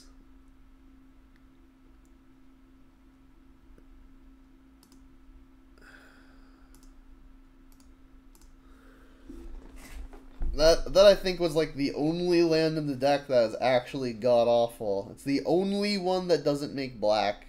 I guess not true. The 1-mana cycling land doesn't make black. The Forgotten Cave. Alright, we get to kill that. Do I have any reason to want to mill myself here? I could just tap 3 lands to mill myself. Oh, they have no, they have a Drawn on the Lock in the hand, right? I crossed it out instead of the orb by accident. When I use the Witherbloom command to mill, I'm gonna be milling myself anyway, so I think milling myself might actually be good, because we could find a Croxa.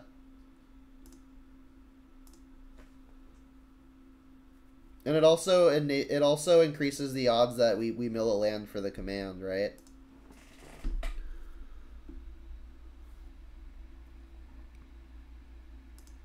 We cleared a Bloodbraid off the top. How smart of us. There's a fetch land. Sick. Liliana, though? No, I think I want to kill this orb, get a land. So, target player mills 3, destroy a permanent. So I will mill and kill that. I guess if this resolves, we'll get to hold up a stomp.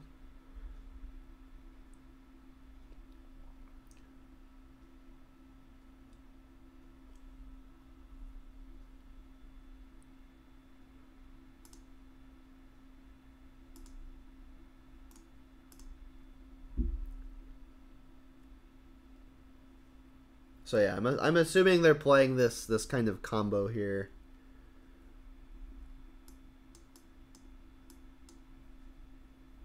Glimpse themselves again. Yep, there's the Storm Herald. I mean, we've got the Stomps, and it's a 3/2. So if they like unearth it or something, we should be okay. Yeah, Nick, you did call it. Props.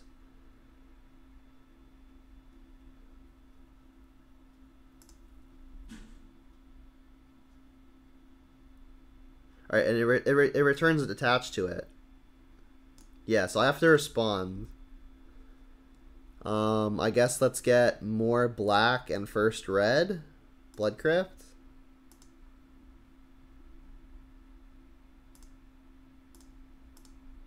Yeah, because we have to do this now before the opponent's creature just actually gets out of range.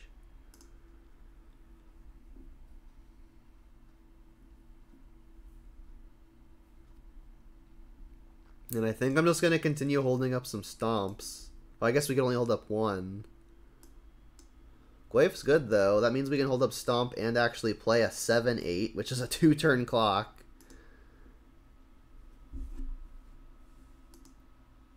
So if the opponent doesn't do anything and I stomp them, I can put them to 12, play Bloodbraid, attack for 10, which is too short.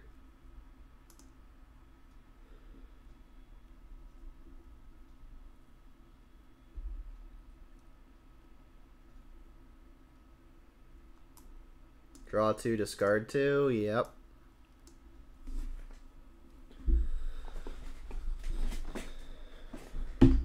So Witherbloom Command has actually looked pretty decent. It hasn't been the best card anywhere, but it's done a fine job doing whatever.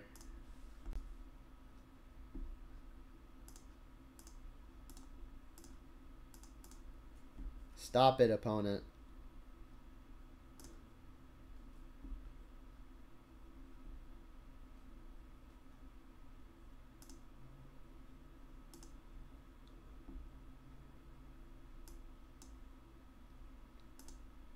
I mean, I guess I'm just going to hold up Stomp again.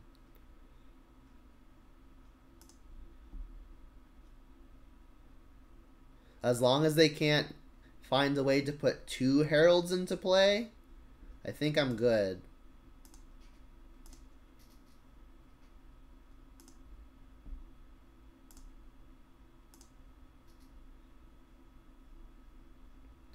They've already used 2 copies of the Herald and 3 copies of Unearth. Crab, that's fine.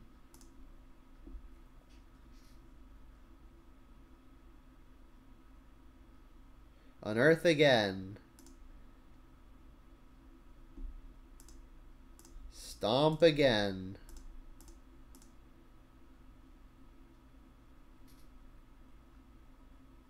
You got the 4th Unearth? I would die to that.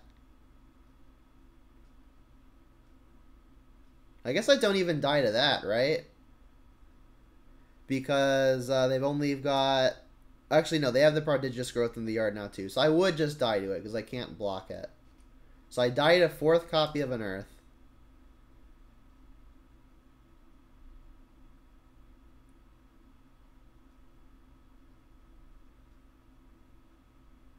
It doesn't have haste, so we can just Edict it.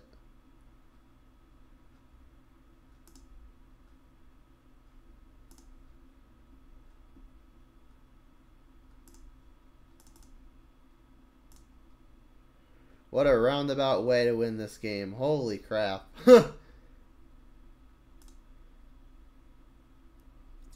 Alright, well this is looking like a Spellbomb matchup. It's looking like an Ashiok matchup. We saw Mesmeric Orb, so maybe we're pillaging. I think we have to... We're going to have to be able to kill their whatchamacallit at instant speed no matter what, right? So... Kroxa can come out. I think Liliana can probably come out too. The opponent discarding cards is something they may just be interested in doing themselves. So I guess Pillage is the next consideration.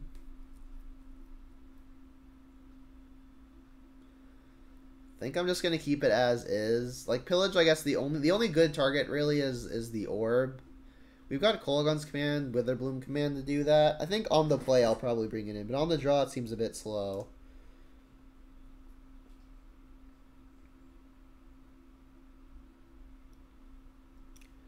Yep, I mean we can kill the creature so we don't get comboed. I guess we don't actually have Revolt, but Kolaghan's Command and Spellbomb are both going to be great.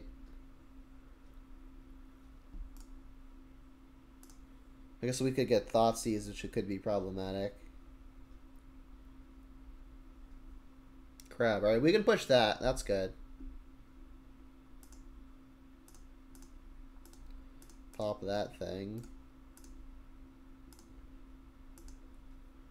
It would be funny if they just sideboarded into a mill deck. They probably could.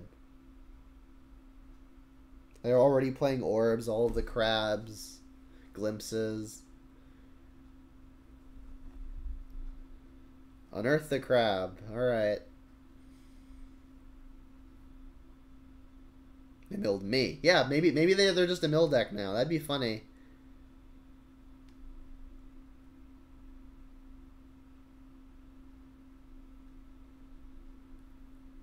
Alright, well, I guess I'm pushing Crab. Renin 6 is a good draw, but I still think it's probably important to kill this Crab if they are on the mill plan. And then let's just shock and get the Spellbomb in. My life total doesn't really seem like it's going to matter, no matter what the opponent is doing.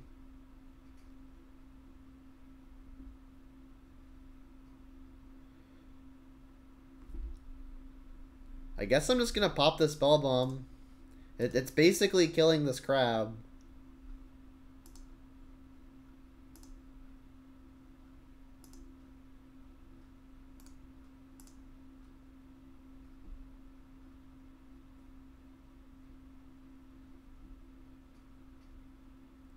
Or we can Kolaghan's command that.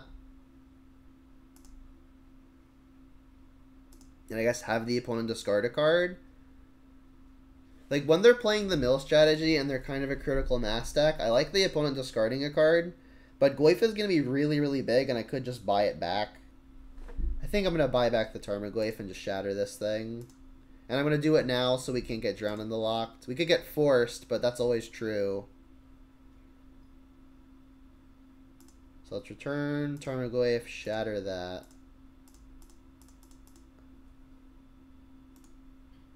Go. And then next turn I can Goyf Ravine, or if I find untapped land, Renin 6 Goyf. I guess I could Renin 6 first and just get back a land. Can't stomp that one. I can stomp it and Renin 6 it. They're out of cards. Ooh, we drew Witherbloom Command. Witherbloom Command doesn't kill creatures though, right? It's not quite Abrupt Decay. We can't kill anything with it either. I think what I'm going to do here is just kill this crab. If I kill crab, though, they're going to go to 3 cards in library. If they draw a fetch land, they can fetch to 4 and then Jace flips. I can then use the Witherbloom command to kill the Jace, though, but then Jace is going to unearth the Hedron Crab again, and then I got to deal with the crab again. And I definitely have to kill one of these things now. Stomp can kill the Jace now. I'm not even super scared about just a Ruin Crab.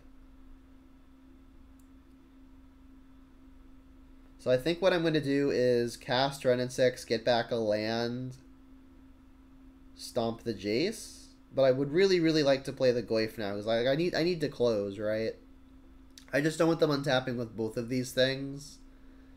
So I mean, I guess the line is stomp something, and there's only one thing I can stomp. So I mean, I might as well Renin 6 first to get back a land to do 2 things.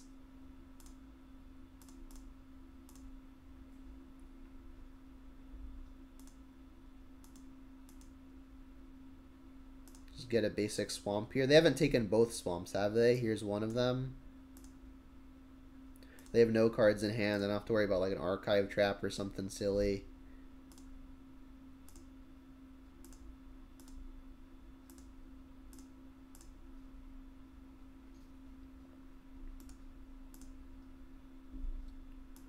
Yep.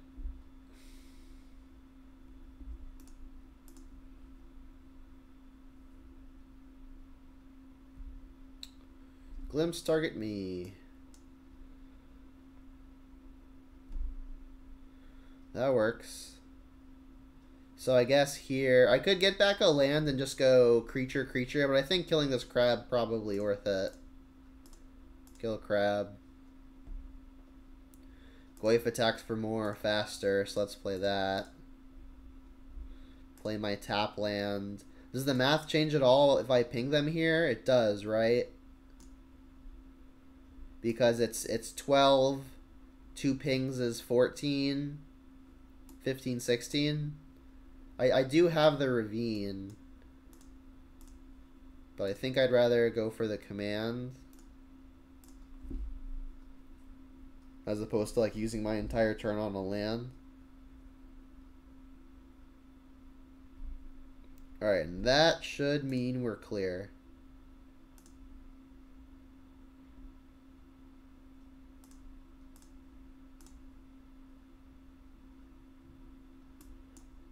So they're dead next turn, and I don't think there's a single card that kills me. Is Damnation something to play around? By like not playing the Bonecrusher? If I was really worried about that, I would have attacked with Ravine. I guess let's just play the Bonecrusher.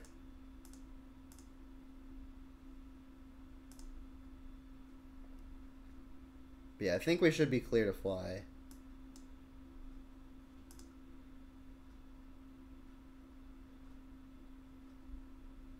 Yeah.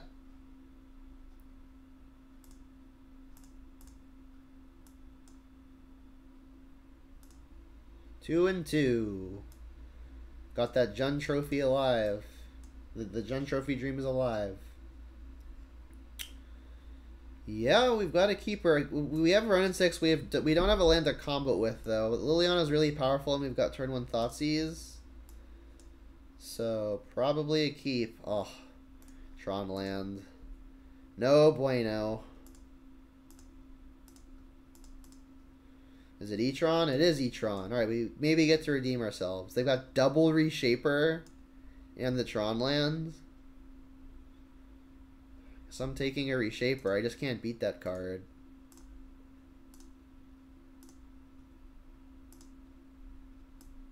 Like, when they have 7 mana on turn 3, they're gonna get to double spell anyway.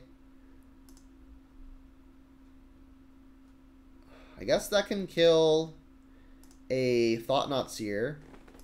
Maybe the Thought-Knot digs us towards the land. That would be funny. We can then maybe Liliana Edict the other thing. And then if they run cold, maybe we can stabilize with Bloodbraid and Kroxa.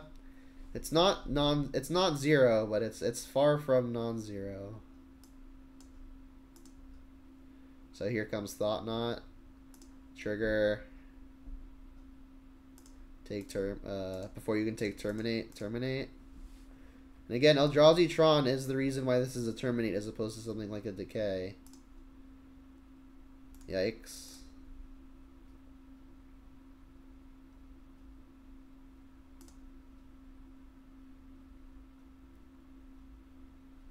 Need a land.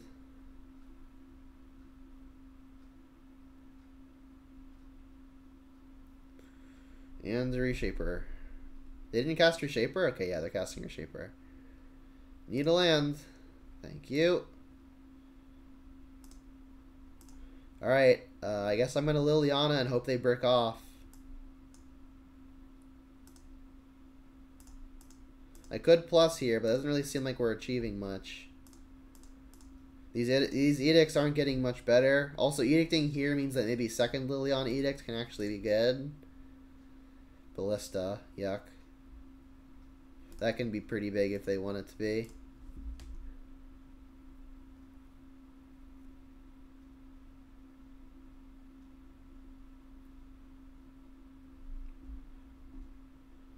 What is this? Okay, it looks like Ballista. It's an odd number and they emptied all of it, so I was thinking maybe not Ballista, but it looks like just Ballista for 4. By just Ballista for 4, I mean yikes, that's a Ballista for 4. We could Liliana that, but unfortunately the nature of Ballista means they can shoot the Liliana down again. Could just Bloodbraid. But I mean, if they untap and have nothing better to do, which they might not because they chose to play Ballista here. If they untap and don't have anything better to do, they would untap with Ballista as a mana sink. So I think I'm still gonna Edict this, and then be sad when our Liliana also dies.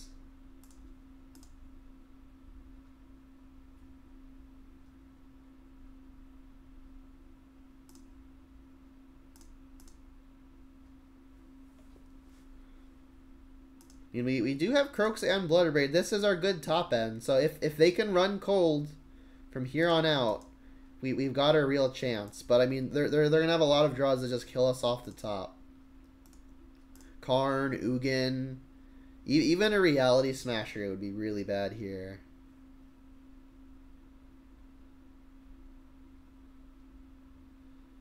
Yikes! Scavenger Grounds is gonna make Kroxa's a lot harder to be good. Well, I guess it doesn't matter if you've also got Ulamog. Or I guess maybe another Ballista. Yeah. I don't know why they're playing Ulamog. This is the second Eldrazi Tron opponent we've played, and the second person playing Ulamog. Alright, let's bring in the Pillage, bring in the Wildfire, bring in the Ghost Quarter, bring in the Kalitas, bring in the Plague Engineers. Take out I'm going to definitely trim Ren and 6s. I'm cutting Inquisitions. I'm going to trim a Fatal Push. Witherbloom Command does have some good uses. They do have a lot of stuff that costs 2 or less that's non-creature. But a lot of the stuff where that's the case, they're already going to get value off of it. Things like Maze Mind Tome.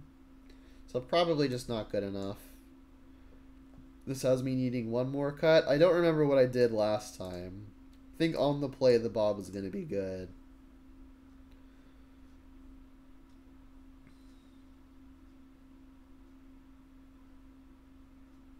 Maybe it's just another Ren and 6. Well, Ren and 6 is the good combo with Ghost Quarter, right? Like, that's why we're bringing in Ghost Quarter. Oh, I cut a land, didn't I? Yeah, I cut a land. I think.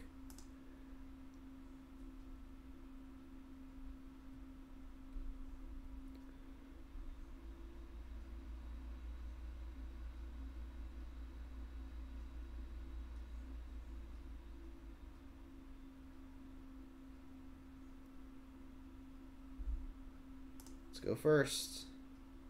Yeah, we've got a keeper. Can go Tomb on 1. I see no world where I'm bolting something on turn 1. And then next turn I can get basic mountain. Alright, they've got Tron land map, but we also have the Cleansing Wildfire. Baba's going to be a lot more fragile to dismember and things like Walking Ballista. And like what I'm missing right now is lands anyway, so I think this is a pretty clear Ren and 6 over Bob. Since again, the things we want to draw at this stage are just lands, so we can start casting everything. So if they play another Tron land here, I'm kind of priced into using a turn on Wildfire, but if they don't, maybe I can have time to play Bob.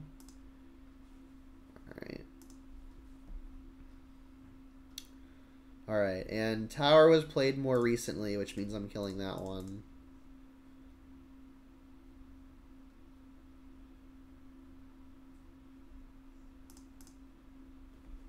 I guess I could have fetched first just to take a land out of the deck. But I mean, if I find the Thoughtseize here, it's something I may want to cast. I did not, though. Alright, Mire's the one they know about. Let's use that.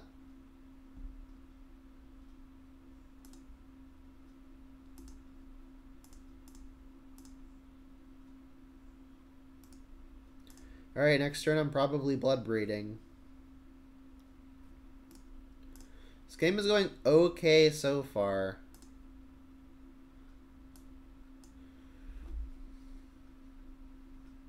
We don't really have any early pressure, though. You know, they could just have Tron land next turn and make it really difficult. More lands is pretty bad. I guess I'm Bloodbraiding here. There's a lot of good stuff we could hit.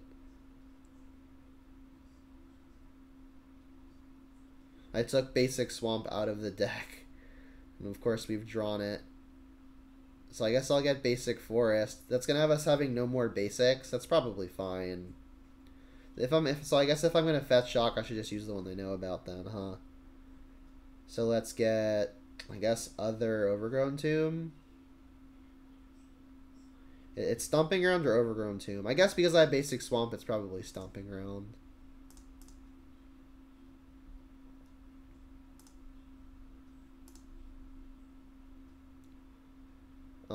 Do I want to minus, so if I hit another Ren and 6, I could minus that too. I don't think I'm going to minus 2 Ren and 6s to kill a Reshaper of all things.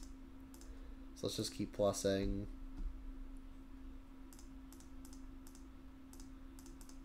And then hope to hit something good.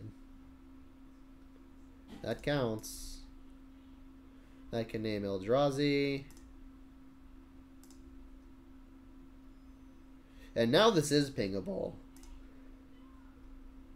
I still don't think I'm attacking, though.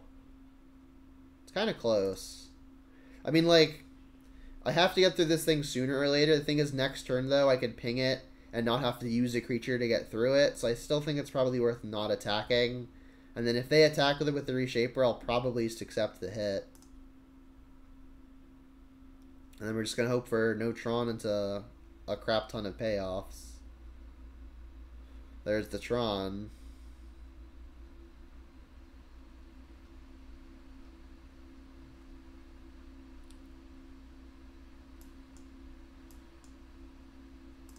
I mean, yeah, we had this somewhat early disruption. We had an okay draw. And the nuts are going to be hard to beat regardless.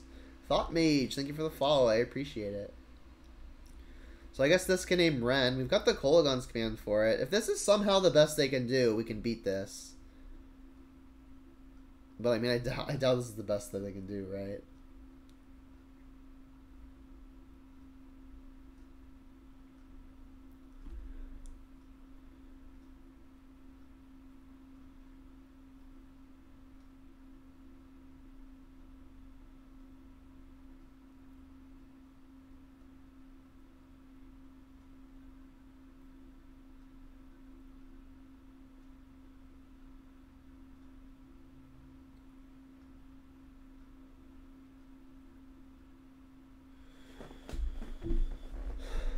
So they named Ren and 6. Surprise. Can no longer ping this out of the way.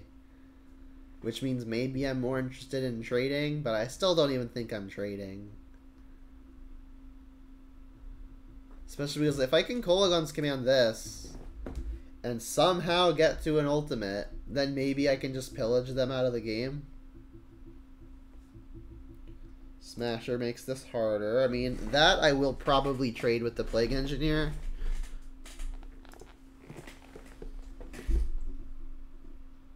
They're just straight not attacking. That's interesting. Another land. Jeez. The only fetchables left in the deck are Overgrown Tomb, Basic Forest. I guess I could get Basic Forest here. Just continue to have something to buy back.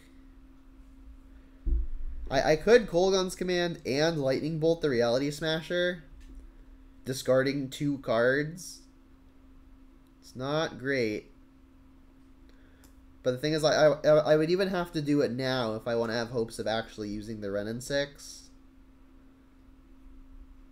I mean, they somehow didn't have anything better than Spyglass and Smasher. So like, maybe if I fade a turn, I can actually plan on ultimating. I mean, I think that's the line. Just use 4 cards to kill this Reality Smasher, and then hope to emblem next turn so I can start cleansing wildfiring their lands. Yeah, I think that's what I'm gonna go for. So 2 to a target. 2 to a target. So artifact 2.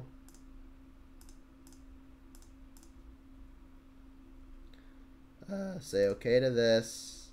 Let's ditch a Mire.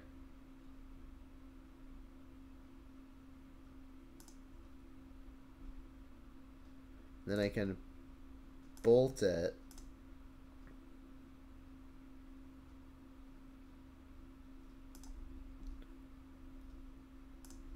Ditching Foothills.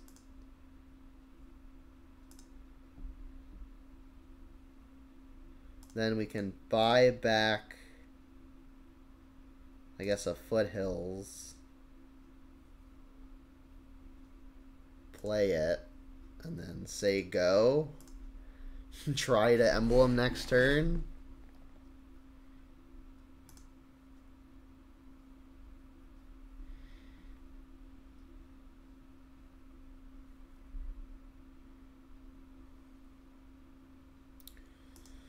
Yikes. So, I mean, this could get any number of things. Ballista would probably be pretty bad.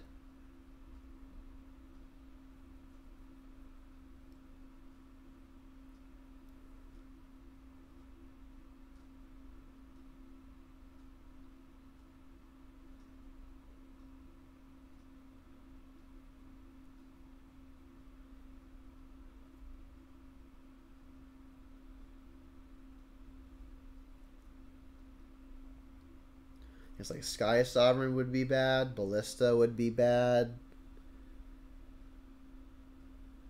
Those are like I think probably the worst too. Like even Worm Coil we might be able to come out from under of because we would still get to pop off our emblem and then we can have Kolaghan's commands for days.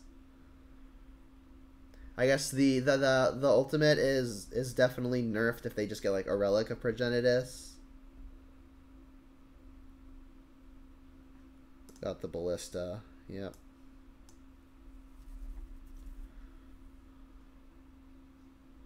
So that'll keep us off of ultimate pretty handily.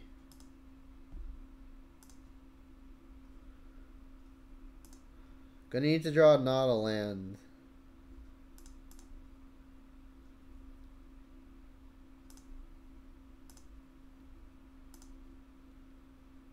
Jesus. Not only did we find the land, we found that land.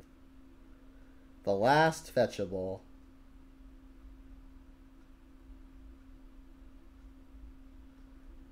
I can ping this. I mean, I can try to go for ultimate again, but I mean, it doesn't work because of Ballista. I guess if I ping this, I could attack both at Karn. They could go block, shoot, shoot.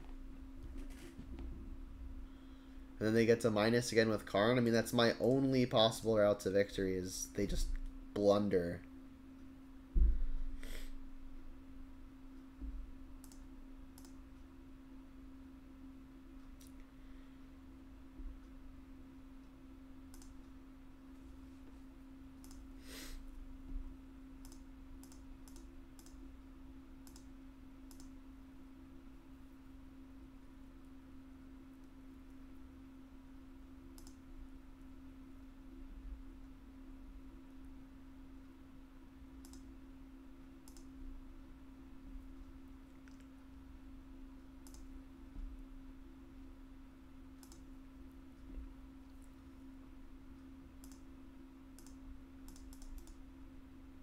A lot of lands.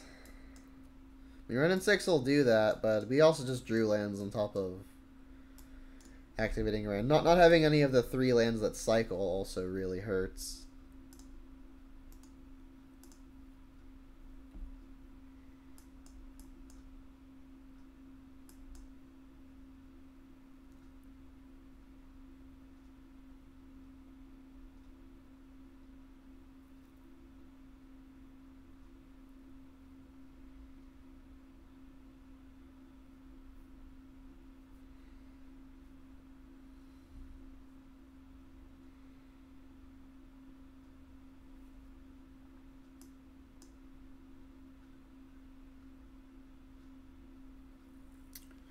That's a wormy. Got him.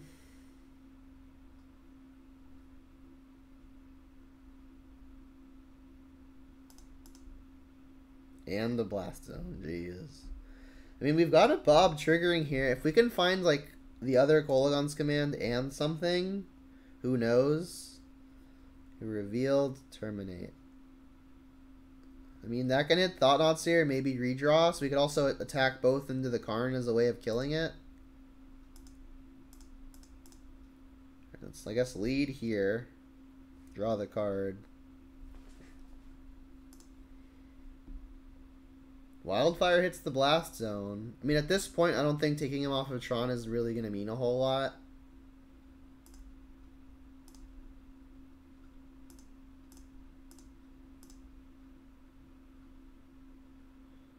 We can ping Karn. This is factual. Thank you. We've drawn a Fatal Push. Yeah, I mean, it's probably better than just suiciding the Dark Confidant, right? This is true. This is true. Good eye. And then while I don't have any more fetchables, I can still have potential Revolt enabled.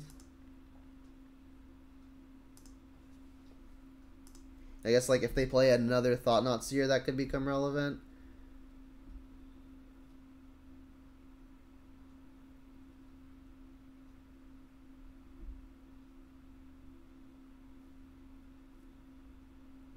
Alright, I'm gonna block this thing with my Blood Braid.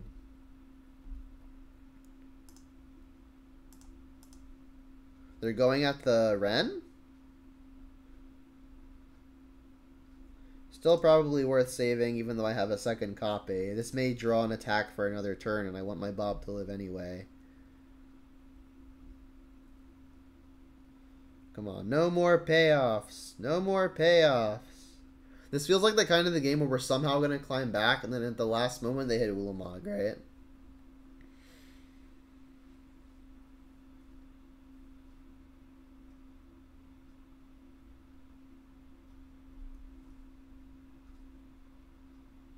Another Blast Zone.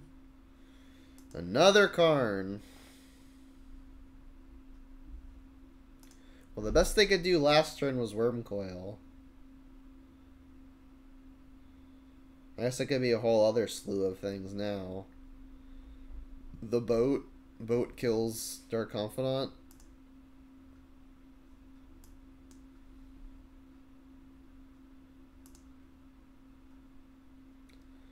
Kolagon's command?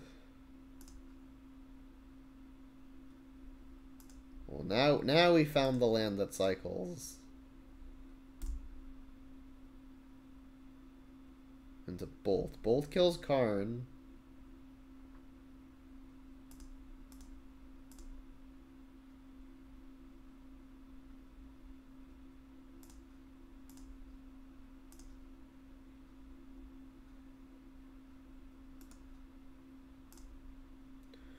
Still feeling very, very dead.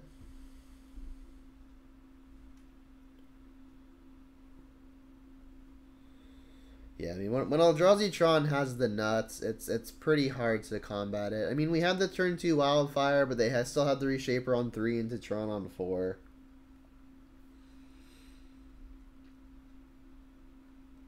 They named Centaur. Good choice.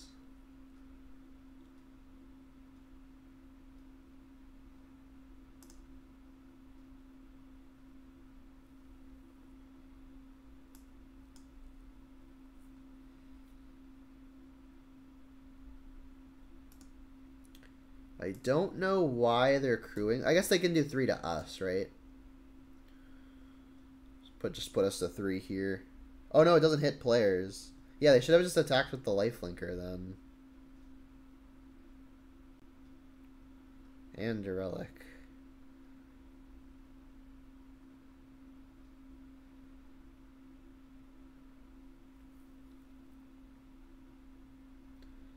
So we need to hit Bloodbraid into Kolagon's command. And we draw a Glyph.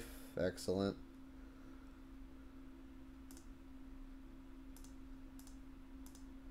Bloodbraid.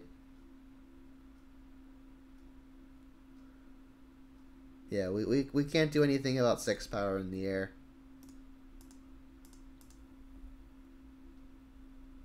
They're trying to get around removal if I have it. I mean, no, then they would just go to combat, right?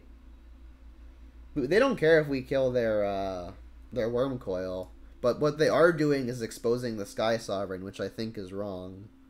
Because either Wormcoil token crews Sky Sovereign since it's crew 3, so I think they should have just attacked with the Wormcoil.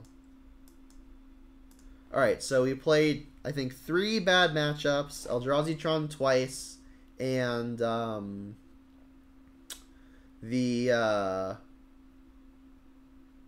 Dredge, and we lost all 3 of those, but then we won our 2 good matchups. So I mean, I feel like all the matchups that I've been I've been winning pretty much every good matchup and losing every bad one. So I mean, it's like how many good or bad ones can we run into has pretty much been what it feels like has determined all of the records going into these leagues. But I guess let's just talk on the things that I did differently this match instead of like talking about Tarmogoyf and Liliana of the Veil again. So the big 2 experiments here were Bonecrusher Giant and Witherbloom Command. So I think my opinion on both of these cards as it pertains to this league, I think my 2 opinions are very similar. And that is that neither one was ever terrible and neither one was ever a standout. Like they were all just fine every single time I cast them. Like they were all very bad at doing a lot of different things. So I mean, being medium, being bad to medium at doing a lot of things, like it's an okay floor, but I mean, I think I'd rather have stuff that is I don't want to say polarizing, but cards that will like for sure have higher impact. This again is only a sample size of one league, so I mean there's not a lot to conclude yet. But I mean the Witherbloom commands, every time I cast them, they were fine. I think we used every single mode. Actually, no, we only used the first two modes. We never actually used the last two modes. But I mean, I can definitely see spots where the last two modes become relevant. And I mean, a potential two for one at 2 mana, like does at least earn some consideration. And it was fine here. And then I guess like the Bonecrusher, like versus the creature combo deck. Which was the Storm Herald combo. The stomps came in pretty well. It is nice that one of my threats can also double as an interactive spell, so that much is pretty cool, and I actually like. But it's not super efficient interaction, and it's not a super efficient threat. Again, it's just both modes are not great, but all together on one card, it's a card that can do many jobs, none of which well.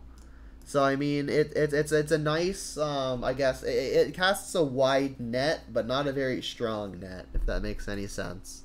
So I mean, Witherbloom command, Bonecrusher Giant, acceptable, but I'm not really looking for acceptable. I'm looking for exciting. So I mean, I'm gonna try them both again, probably in a league very soon. We'll just have to continue getting some more data to see if we like them. Let's take a moment to talk about the sideboard real quick.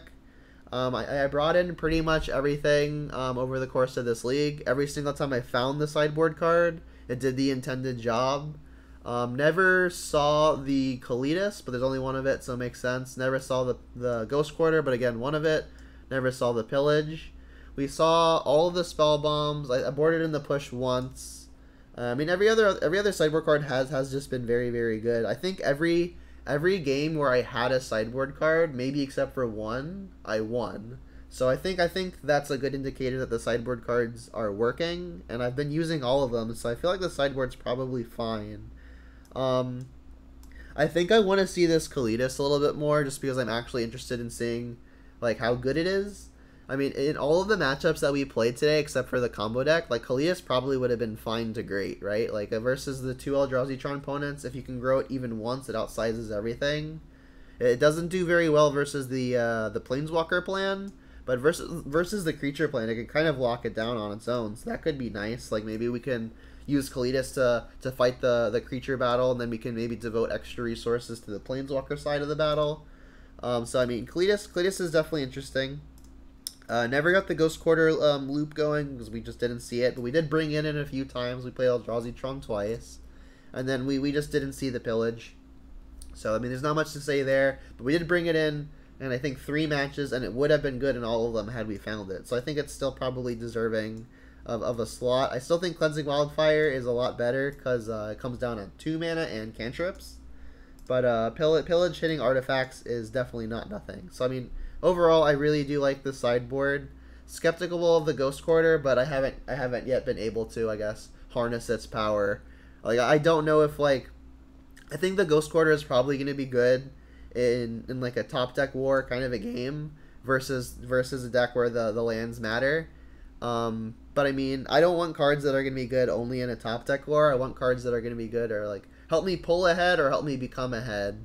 Or help pull me from behind in like destroying some like lands that I'm scared of, for example. So like this is obviously going to be excellent with comboing with something like a Ren and 6. But I mean that's a lot of work to get going, and it is a two card combo. So not super certain of the Ghost Quarter, but don't knock it till you try it. So I'm gonna keep it in probably just until I find it a couple of times where it's relevant, and then see how I like it from there. So I think I've touched on just about everything that's unique about this league. I'm more than likely going to run exactly this list back into the next league, which isn't going to be now. It's getting pretty late where I am, almost midnight, and I have work tomorrow. So I think I'm just going to go ahead and end it there. I'm going to stay on the stream for a few moments afterwards to talk some Jun. But if you are watching this recorded on YouTube, thanks for staying around up till this point. I definitely appreciate your support. And until next time, hope to see you soon, and Jun them out.